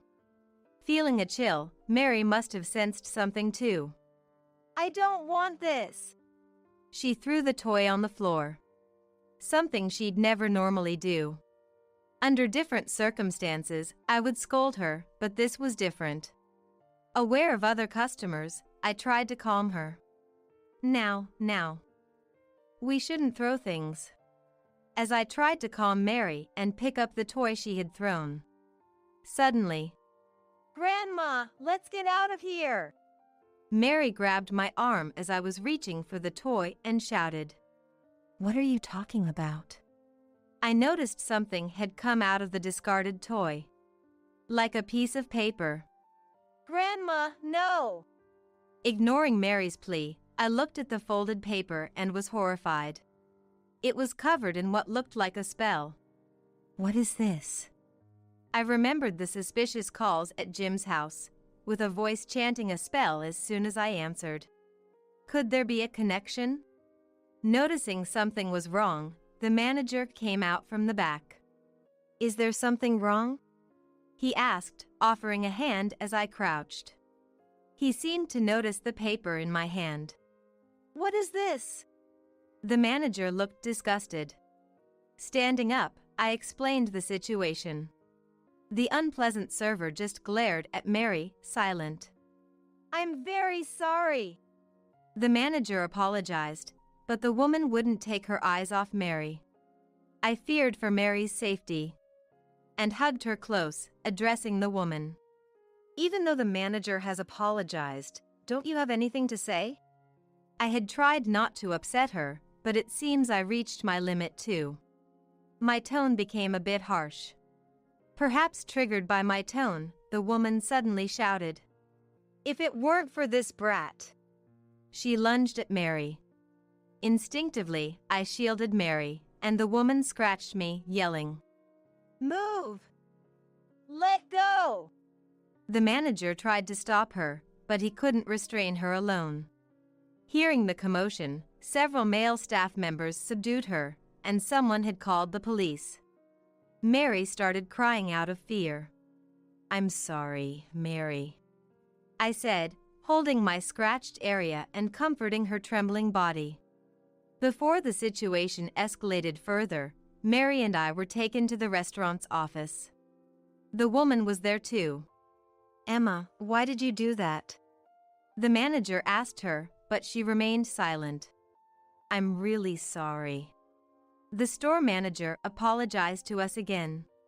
As I was pondering over the situation, the police arrived. "Emma, 33 years old."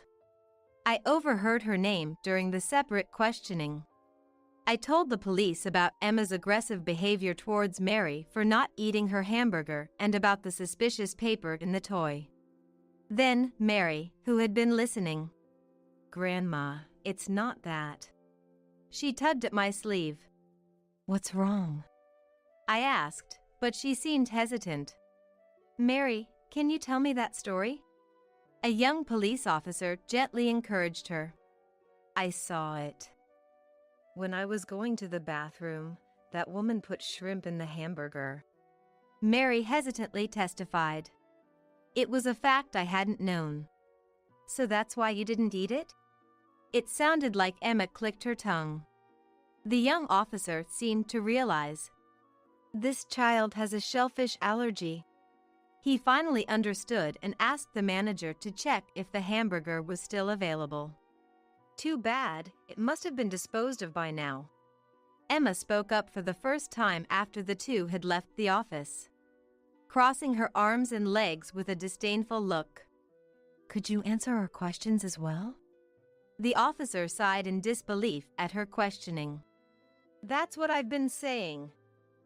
I have nothing to tell. I'll keep silent. Emma fell silent again, idly playing with her loosely permed hair, looking bored. Her demeanor changed drastically when the manager and the young police officer returned to the office. In the officer's hand was a plate with a cold hamburger. Emma looked as if she couldn't believe what she was seeing. Under the police officer's supervision, the manager cut the hamburger open. Inside wasn't just shrimp, but also crab meat used in crab cream croquettes. Does this restaurant's hamburgers normally contain shrimp and crab meat? The officer asked. Probably for confirmation. No, they do not. The manager seemed disappointed. Then, everyone in the room turned their gaze towards Emma. She kept her head down and didn't move, but then she started to shake her shoulders. Emma. When the manager spoke to her, a small voice leaked out. I thought she might be crying. But it turned out she was trying to suppress laughter. Lifting her face, she finally couldn't hold back and burst out laughing loudly. I got caught. Her voice was buoyant, like someone caught in a mischievous act, clearly enjoying herself. I'll tell you everything.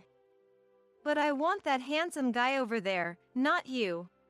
She pointed at the young police officer after hearing our conversation. Behave yourself. The officer who had been questioning Emma scolded her. Oh, don't look so scary. Emma winked, but it seemed ineffective on the experienced officer. What a woman. I could only stare in disbelief at the scene. The details Emma bragged about were beyond normal comprehension for me.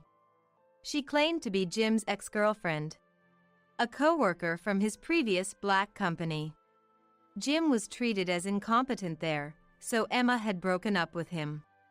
However, upon hearing rumors of Jim's success at his new job, she attempted to reconnect. But Jim. Emma showed no remorse for her actions. I even graciously offered to get back together, and he rejected me. She complained. Understandably so. Jim was already married to Kate, and they had Mary. I thought if I could just deal with a child, he'd choose me over that plain woman. She spoke as if expecting understanding, but surely no one empathized. Emma had been monitoring Jim and Mary, engaging in harassment whenever she disapproved of something. The delivery orders I didn't recognize and the suspicious calls were her doing. When I started bringing Mary to this family restaurant, Emma also started working here, learning Mary's preferences and allergies. I was horrified. I even regretted inadvertently revealing Mary's allergy myself. I embraced Mary as she leaned against me. I thought I finally had my chance today. After confessing everything, Emma sighed with disappointment. When her story ended, the police officer took her away from the office. As she left, she glared at Mary and laughed creepily, which made me tighten my embrace. After apologizing to the restaurant staff for the inconvenience and thanking the person who saved the hamburger from being disposed of, Mary and I went back to Jim's house. We waited for Kate and Jim to come home and then told them about the day's events. That woman, she did what? Jim clenched his fist, trembling with anger, but Kate gently enveloped his hand. I had heard about her, but what a terrible woman. Kate knew of her from Jim's stories. If only I had rejected her more firmly. No, it's not your fault. I should have been more careful, too. Leaving everything to Ellie and even making her scared. Both Jim and Kate blamed themselves. I felt the same. Had I adequately protected Mary while she was in my care? In the heavy silence, Kate finally spoke. At least Mary is safe. That's all that matters. To ensure such an incident wouldn't repeat, we discussed and decided that Jim's family would move. Emma was sentenced to a severe prison term for attempting to harm a child. Unsatisfied with the verdict, she became frenzied and violent in court, looking possessed. Watching her from the gallery, Kate and I decided to remodel our home to protect Mary from that demon again. Emma continued to chant spells in prison, deemed insane, and was eventually transferred to a psychiatric ward. I was certain she wouldn't leave there. Watching her frenzied state confirmed my belief. But still, we needed reassurance. Jim's family moved into a home equipped with security cameras, alarms, and immediate security response. Kate switched to part-time work for more flexibility and spent more time with Mary. We were determined never to let Mary be scared again. We likely still share that sentiment. Grandma, why do you look scared? 5 years later, Mary, soon to be a 5th grader, peered into my face. Oh? Did I look scared? I diverted the topic. Let's get ready. Aren't we going out to eat? And also called out to Kate and Mary's sister, Lucy. It was Saturday. Basking in the warm spring sunshine, we started walking. Mary held Lucy's hand as they walked ahead, while Kate and I followed, watching their backs. I'm Isabella. I really dislike my parents. What bothers me the most is their obsession with what others think.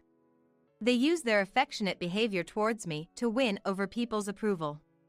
It seems like that's all that matters to them. So, at home, they were very strict with me. I was constantly nagged about etiquette and how to speak properly, down to the smallest detail. Naturally, I rebelled against that, but they never listened to what I had to say. All that mattered to them was appearing as good people in the eyes of others. They wanted me to play the role of a quiet, well-behaved child. As a young girl, I just convinced myself that it was how things were supposed to be. How long would I have to endure this? Would I have to live with this dissatisfaction forever? I want to get out of this house as soon as possible. Even as a child, I was consumed by this thought. But unexpectedly, a turning point came much sooner. It was when I was in elementary school. My sister Chloe was born. And she was much more pretty than me. It was only a matter of time before our parents' interest shifted from me to her. Eventually, all their love and attention fully turned to her. Thankfully, it allowed me to distance myself from my parents. I can finally be free, I thought, but it turned out they weren't done with me. I realized it during my senior year of high school. It was when I told my parents I wanted to get a job. Of course, I had always thought about leaving home since I was little. Graduating high school was my chance to leave. I had been looking forward to that opportunity for so long. But then, my father said something completely unexpected. No way! You're going to college! I was shocked by his forceful tone. Lately, my parents had been so focused on Chloe. I thought they would easily agree. Maybe he had some expectations for my future. Why do I have to go to college? With a glimmer of hope, I asked him. His response shattered my expectations completely. You need a decent education to marry well, you know. So that was it. I finally understood why my parents were so concerned about appearances. They were planning to use my marriage prospects to make their own lives easier. I want to work, I protested. Then, are you going to pay for your moving expenses yourself? He retorted. His words left me speechless. Given their concern for appearances, my parents had always given me an allowance. But I didn't have enough to afford a move. Moreover, my high school prohibited part-time jobs. There was virtually no way for me to earn the moving expenses myself. He knew it, which is why he said it. As I struggled to respond, he laughed. We've spent quite a lot on raising you. Maybe you should pay us back for that? That's. If you don't like it, go to college. He concluded. In the end, I couldn't argue back, but if I looked at it differently, they were offering to send me to college for free. As much as they might want to, they couldn't just force marriage or arranged matches on me against my will. So, I decided to obediently go to college and then escape after graduation. After that, I enrolled in a local college. But since my education was just for the sake of appearances, I wasn't allowed to live alone. My father never really considered my academic pursuits at college. I'll pay your tuition, but in return, you'll have to work part-time and contribute to the household expenses, he said shortly after I started college. How much should I contribute? I asked. Let's say $500 a month. I wanted to focus on my studies now that I was in college. But he would never listen to such a request. Reluctantly, I juggled part-time work with my college lectures. The amount I had to contribute as living expenses was no small sum. With reports and test studies, I could only work a few hours each day. It was a barely manageable amount. But I don't want to waste this opportunity. So, I sacrificed sleep, splitting my time between studying and part-time work. Eventually, I graduated from college and even secured a job at a real estate company. Now I can finally leave home. That's what I thought, but my plan was naive. When I told my father about my job, he said, "It's fine for you to work, but you can't live alone." "Why not?" I asked, puzzled. "What if you end up with some bad guy if you live alone?" Huh?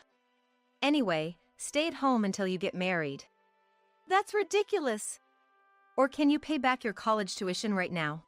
If so, I might consider letting you live alone." "That's impossible. I've been contributing part-time earnings to the household." "Then, give up on living alone," he said with a loud laugh. It seemed he had planned everything. Anticipating that, he had made me contribute to the household expenses. In the end, it was a life dictated by him. Was there no way for me to fight back? With these worries, I started working. But then, a new problem arose. He quit his job shortly after I started working. The reason was back pain.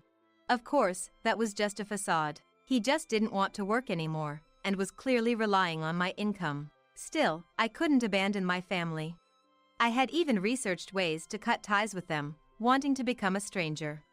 But there's no way to completely sever ties with family. Parents will always be parents. There's no escaping that. Yet, I hadn't given up on escaping from home. Believing that one day I could live on my own, I diligently saved money. But my father would surely notice my plans. Several years had passed since I started working. One day, when I got home from work, there was a cake on the table. "What's this about?" I asked Chloe, and she replied with a smile. "I got accepted into college." "Really? Congratulations." "Thank you." Chloe clapped her hands in joy. I felt happy for her too, but then my father's next words instantly dampened my mood. "Okay, so you'll be paying her tuition." "What? I have to pay it?" "Of course. I can't work because of my injury." What a thing to say. He looks perfectly healthy to anyone, but arguing with him would be pointless. It's true that he has no income. If I don't pay for Chloe's education, she won't be able to go to college. He knows that and is unabashed about it. That means my plans to live alone are pushed even further away. In his eyes, he gets Chloe's education and keeps me from moving out. Chloe is a good girl. Her presence allowed me, as a young girl, to keep my distance from our parents. I may not be close to Chloe, but I owe her that much. So, I decided to pay for her tuition. Looks like living alone just got further away. That night, I ended up drinking alone late into the night, grumbling about my father. Later, Chloe safely started college. I worked even harder to pay for her tuition. However, such a lifestyle naturally took its toll, and I started to feel worn out. One day, distracted by fatigue, I left my wallet at the entrance and left the house. Arriving at the bus station, I reached for my IC card to board the bus and realized I didn't have my wallet. Shoot.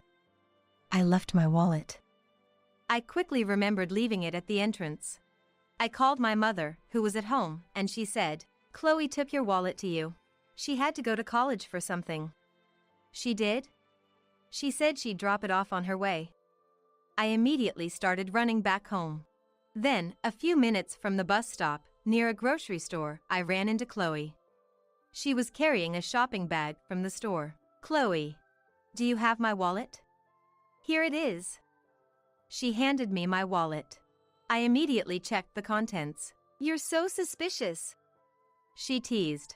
"I have the company's card in there. If I lose it, it's trouble for the company." The corporate card and the IC card were both inside. The money was untouched, and I felt relieved. "Thanks, Chloe." I thanked her and hurried back to the bus stop. Thanks to her, I managed to avoid being late. I need to be more careful from now on. That night, I bought a thank you cake for Chloe. She was delighted, and I was grateful. But at that time, I was making a big mistake. Some days later, Aria from accounting came to me at work. "Can I talk to you for a sec, Isabella?" She was a very reliable colleague. She often gave me clothes and cosmetics she didn't need, as I was living frugally. In many ways, I owed her a lot, both professionally and personally. So, I thought she wanted to talk about something personal, but it turned out to be a bit different, and Aria took me to a private place. "What's going on, Aria?" "Listen. I wanted to ask you, have you ever used the company card for personal reasons?" The company card she referred to was the corporate card. Designed for managing expenses in one place, the company had issued these cards to employees. Of course, as a salesperson, I also had a company-issued card. However, the charges were to be billed to the corporate account. So, using the card for personal reasons would be immediately noticeable. I think I've only used it during work hours," I replied, feeling anxious. I didn't recall doing anything wrong, but I couldn't completely rule out the possibility of it being used without my knowledge. As I was pondering, she said, "Actually, your card was used at a grocery store. It looks like it was for buying water. Do you remember?" Grocery store, water. I thought hard about it. Then, I remembered the day I forgot my wallet. For a brief moment that day, Chloe had my wallet. I normally never let anyone else handle my wallet, especially at work. Therefore, if someone else used the card, it had to have been Chloe on that day. "Well, do you know the date it was used?" I didn't want to suspect Chloe. I asked Aria, hoping to prove it wasn't her. If the card was used on a different day, then she wouldn't be the culprit. I must have been absent-minded and accidentally used the company card.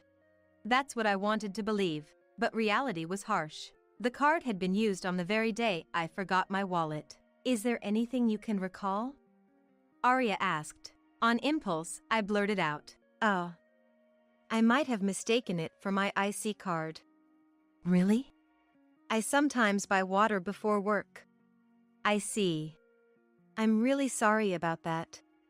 I paid the amount that had been charged right there. I made excuses in a panic, but Aria comforted me, saying, "Don't worry, I've made the same mistake before." I was worried it might happen again. Driven by anxiety, I asked Aria for a favor right then and there. "Are you sure? It'll be extra work for you, Isabella." "Yes. I don't want to repeat the same mistake." "Okay, I'll take care of it." "Thank you so much." Thus, I managed to avoid turning it into a big issue. But I knew there wouldn't be a second chance. If something similar happened again, it would surely be a major problem. That's why I took the initiative. That incident was a significant turning point for me. I had always thought Chloe was a good girl, but she was a child doted on by our father. She never rebelled against him. If she's aware of everything, maybe she's just pretending to be good, not just outside the house, but in front of me as well. At that moment, I found her smile strangely frightening. My parents were trying to use me for their own benefit, so I was already cautious of them, especially my father. But now, I had to be wary of Chloe too. What should I do? The thought of living with my parents and Chloe became scary. I had always wanted to leave, but now more than ever. After much thought, I confided in my boyfriend, Timothy. "Why don't we get married then?" he said casually. I was at a loss for words. He smiled, If we're married, you can leave your house. I'm a civil servant, so they probably won't object. That's true. He and I were classmates in college. We'd been dating for over 5 years, and I had been thinking it might be time. But I had my family to consider. I couldn't easily say yes to marriage. However, I had told him about my family's problems. He had listened and advised me on various things. Despite all that, he was still willing to marry me. Please, I'd appreciate it. So, I decided to get married. But it wasn't just happiness filling me up. There were too many problems, especially with my father. It wasn't certain that he would agree to the marriage. I'll have to persuade him carefully. I decided to take my time convincing him. But as I hesitated to bring up the topic of marriage at home, time just passed by. Half a year went by like that. I need to say something soon, I thought to myself. Then, unexpectedly, my father and I got into an argument. Enough. I've told you many times to marry the person I introduced. That's impossible. I'm seeing someone. What? Who is the guy? He's a civil servant. A good person. He fell silent at my words and seemed to be thinking. I took the chance to say, he's willing to give a generous dowry. That should satisfy you, right? He looked hesitant. That could work. I decided to push through. How much should the dowry be? $30,000. I thought that was a lot. But when I mentioned it to Timothy, he agreed to provide it. Thus, with his help, I was able to leave my home. Once the decision was made, everything else went smoothly. I started preparing to move right away. Then, on a certain Sunday, I arranged for the movers to come. During the move, Chloe approached me. Just keep your promise to pay for my tuition, okay? That's fine, but can I ask you something? You've used my card without permission, haven't you? Oh, you found out, huh? She said, without any sign of remorse. I had tried several times to confront her about the truth, but never got the chance. I gathered my courage to ask, but it seemed like no big deal to her. Using someone else's card is a crime. Do you understand that? It's fine, we're family, aren't we? She replied, showing no guilt. I was infuriated. I'll deposit the tuition money into the designated account. But that's it. Consider it severance. Huh? Once I leave this house, we're strangers. Do whatever you want. She walked off with a scoff. Later that evening, when the moving was done, I went to the living room where my father was waiting. Where's the money? It's always about money with you. Here it is. I've always dreamed of profiting from marrying you off to someone well off since you were born. Well, this should be enough. I've contributed plenty to this house already. Yeah, now it's all up to Chloe's future spouse. He smirked, his comment dripping with sarcasm. He might keep coming back to ask for more money. That thought makes me angry. But when that time comes, I'll just have to turn him away. Then we had our last meal as a family. Chloe wasn't there, though. According to my mother, she was out with friends. Better not to see her. After the meal, I gathered my belongings and decided to leave the house. But as I was leaving, I ran into Chloe. Oh? Still here, Isabella? Ah, right, here, I'm returning this. Without a word, she handed something over. I looked down and saw it was the company card. I quickly checked my wallet. Only realizing now? I took it when I was in your room. You're so clueless. I clenched my teeth. Clearly, she had used it without permission. That's when it hit me. Chloe brazenly admitted. I used your card for drinks and meals for about 100 people, so check it up. Then, without being asked, she started telling me all about it. She talked about a reunion she had and going to an all-you-can-eat, one thing after another. She even mentioned choosing an expensive restaurant, thinking about the card's limit. That really made me angry. So, I retorted, who are you, exactly? What?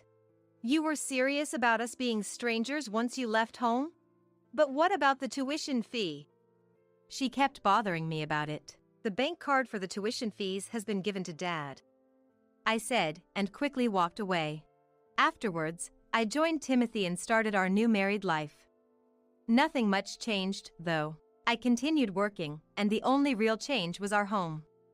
But that was the biggest change for me. I was filled with a sense of freedom I had never felt before. I hoped this happiness would last a long time while enjoying life with him. About half a year went by. One day at work, Chloe showed up. "You're here. Come out." She caused a scene at the company reception. Hearing it, I rushed to the reception. "Chloe." "There you are. What do you think you're doing, you liar?" She yelled the moment she saw me. She started shouting at me, showing me her bank card. "I got a call saying the tuition couldn't be withdrawn, and I was embarrassed, you know." "What are you talking about?" "I made sure to deposit it." "Huh? But it clearly hasn't been withdrawn." "Don't you even know how to check your bank card? Are you really a university student?" "Of course I am, 4th year at a national university. I've even secured a job." She yelled. Sighing, I explained, "I deposited this year's $5,000 tuition fee. Here's the deposit record, see?" "That's exactly it.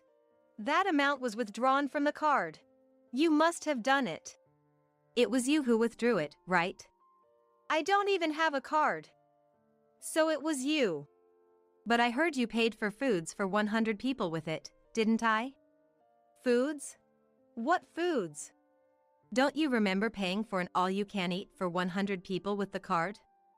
As I questioned her, her face turned pale. In a panic, she started making excuses. I used your company card, but it's a corporate card, so." Clearly, she didn't understand. So, I explained to her carefully. A corporate card withdraws from the corporate account. That's correct knowledge. "So, the card I used was—" "But once, someone used my card without permission. So, I had the withdrawals changed to my personal account." "Personal account?"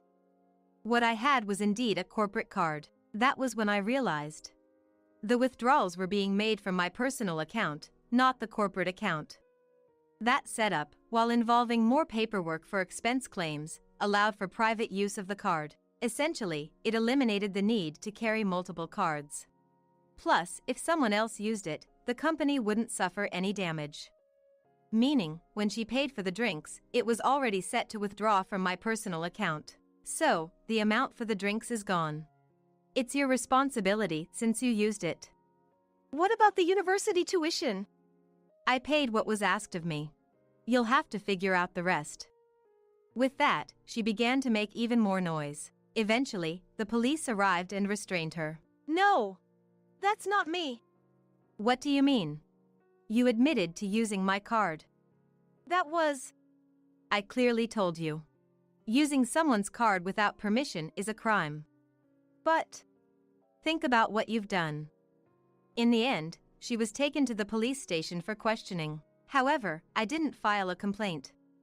I didn't see the need, especially since someone had uploaded her outburst at my company on social media. Unsurprisingly, it quickly drew a wave of criticism. She ended up being expelled from her university. After that, my parents, who concerned about appearances, moved to the countryside with her. It seemed they thought they could escape the scandal by leaving town. Their plan was to find a marriage partner for Chloe there and then extort money from him. But given their bad characters, it was unlikely to work. I heard they quickly got into trouble with Chloe's new partner. "Isabella! We're being sued for damages! Help us!" My father contacted me about a month after I moved. Causing trouble within just a month, they would likely repeat the same mistakes. "I'm sorry, but if you come to our house, I'll file a complaint about the previous incident." Be prepared for that. After I said that, he stopped contacting me. But with no money and no job, I couldn't help but worry. So, I had a private investigator secretly check on them, and they turned out to be working together at a logistics warehouse. Apparently, it was the company of the person Chloe had clashed with. They must have been told to work off the debt if they couldn't pay it. Hearing they were working long hours in a gloomy warehouse, I felt a bit relieved. They should be able to pay off the damages and earn their living expenses. I decided to let them fend for themselves and keep working. Meanwhile, Timothy and I continued our happy married life. My job was going well, and my sales performance was steadily improving. With no family around, money was accumulating. all that good fortune made me a little apprehensive about the future. But for now, I want to fully enjoy this happiness I've finally attained with Timothy.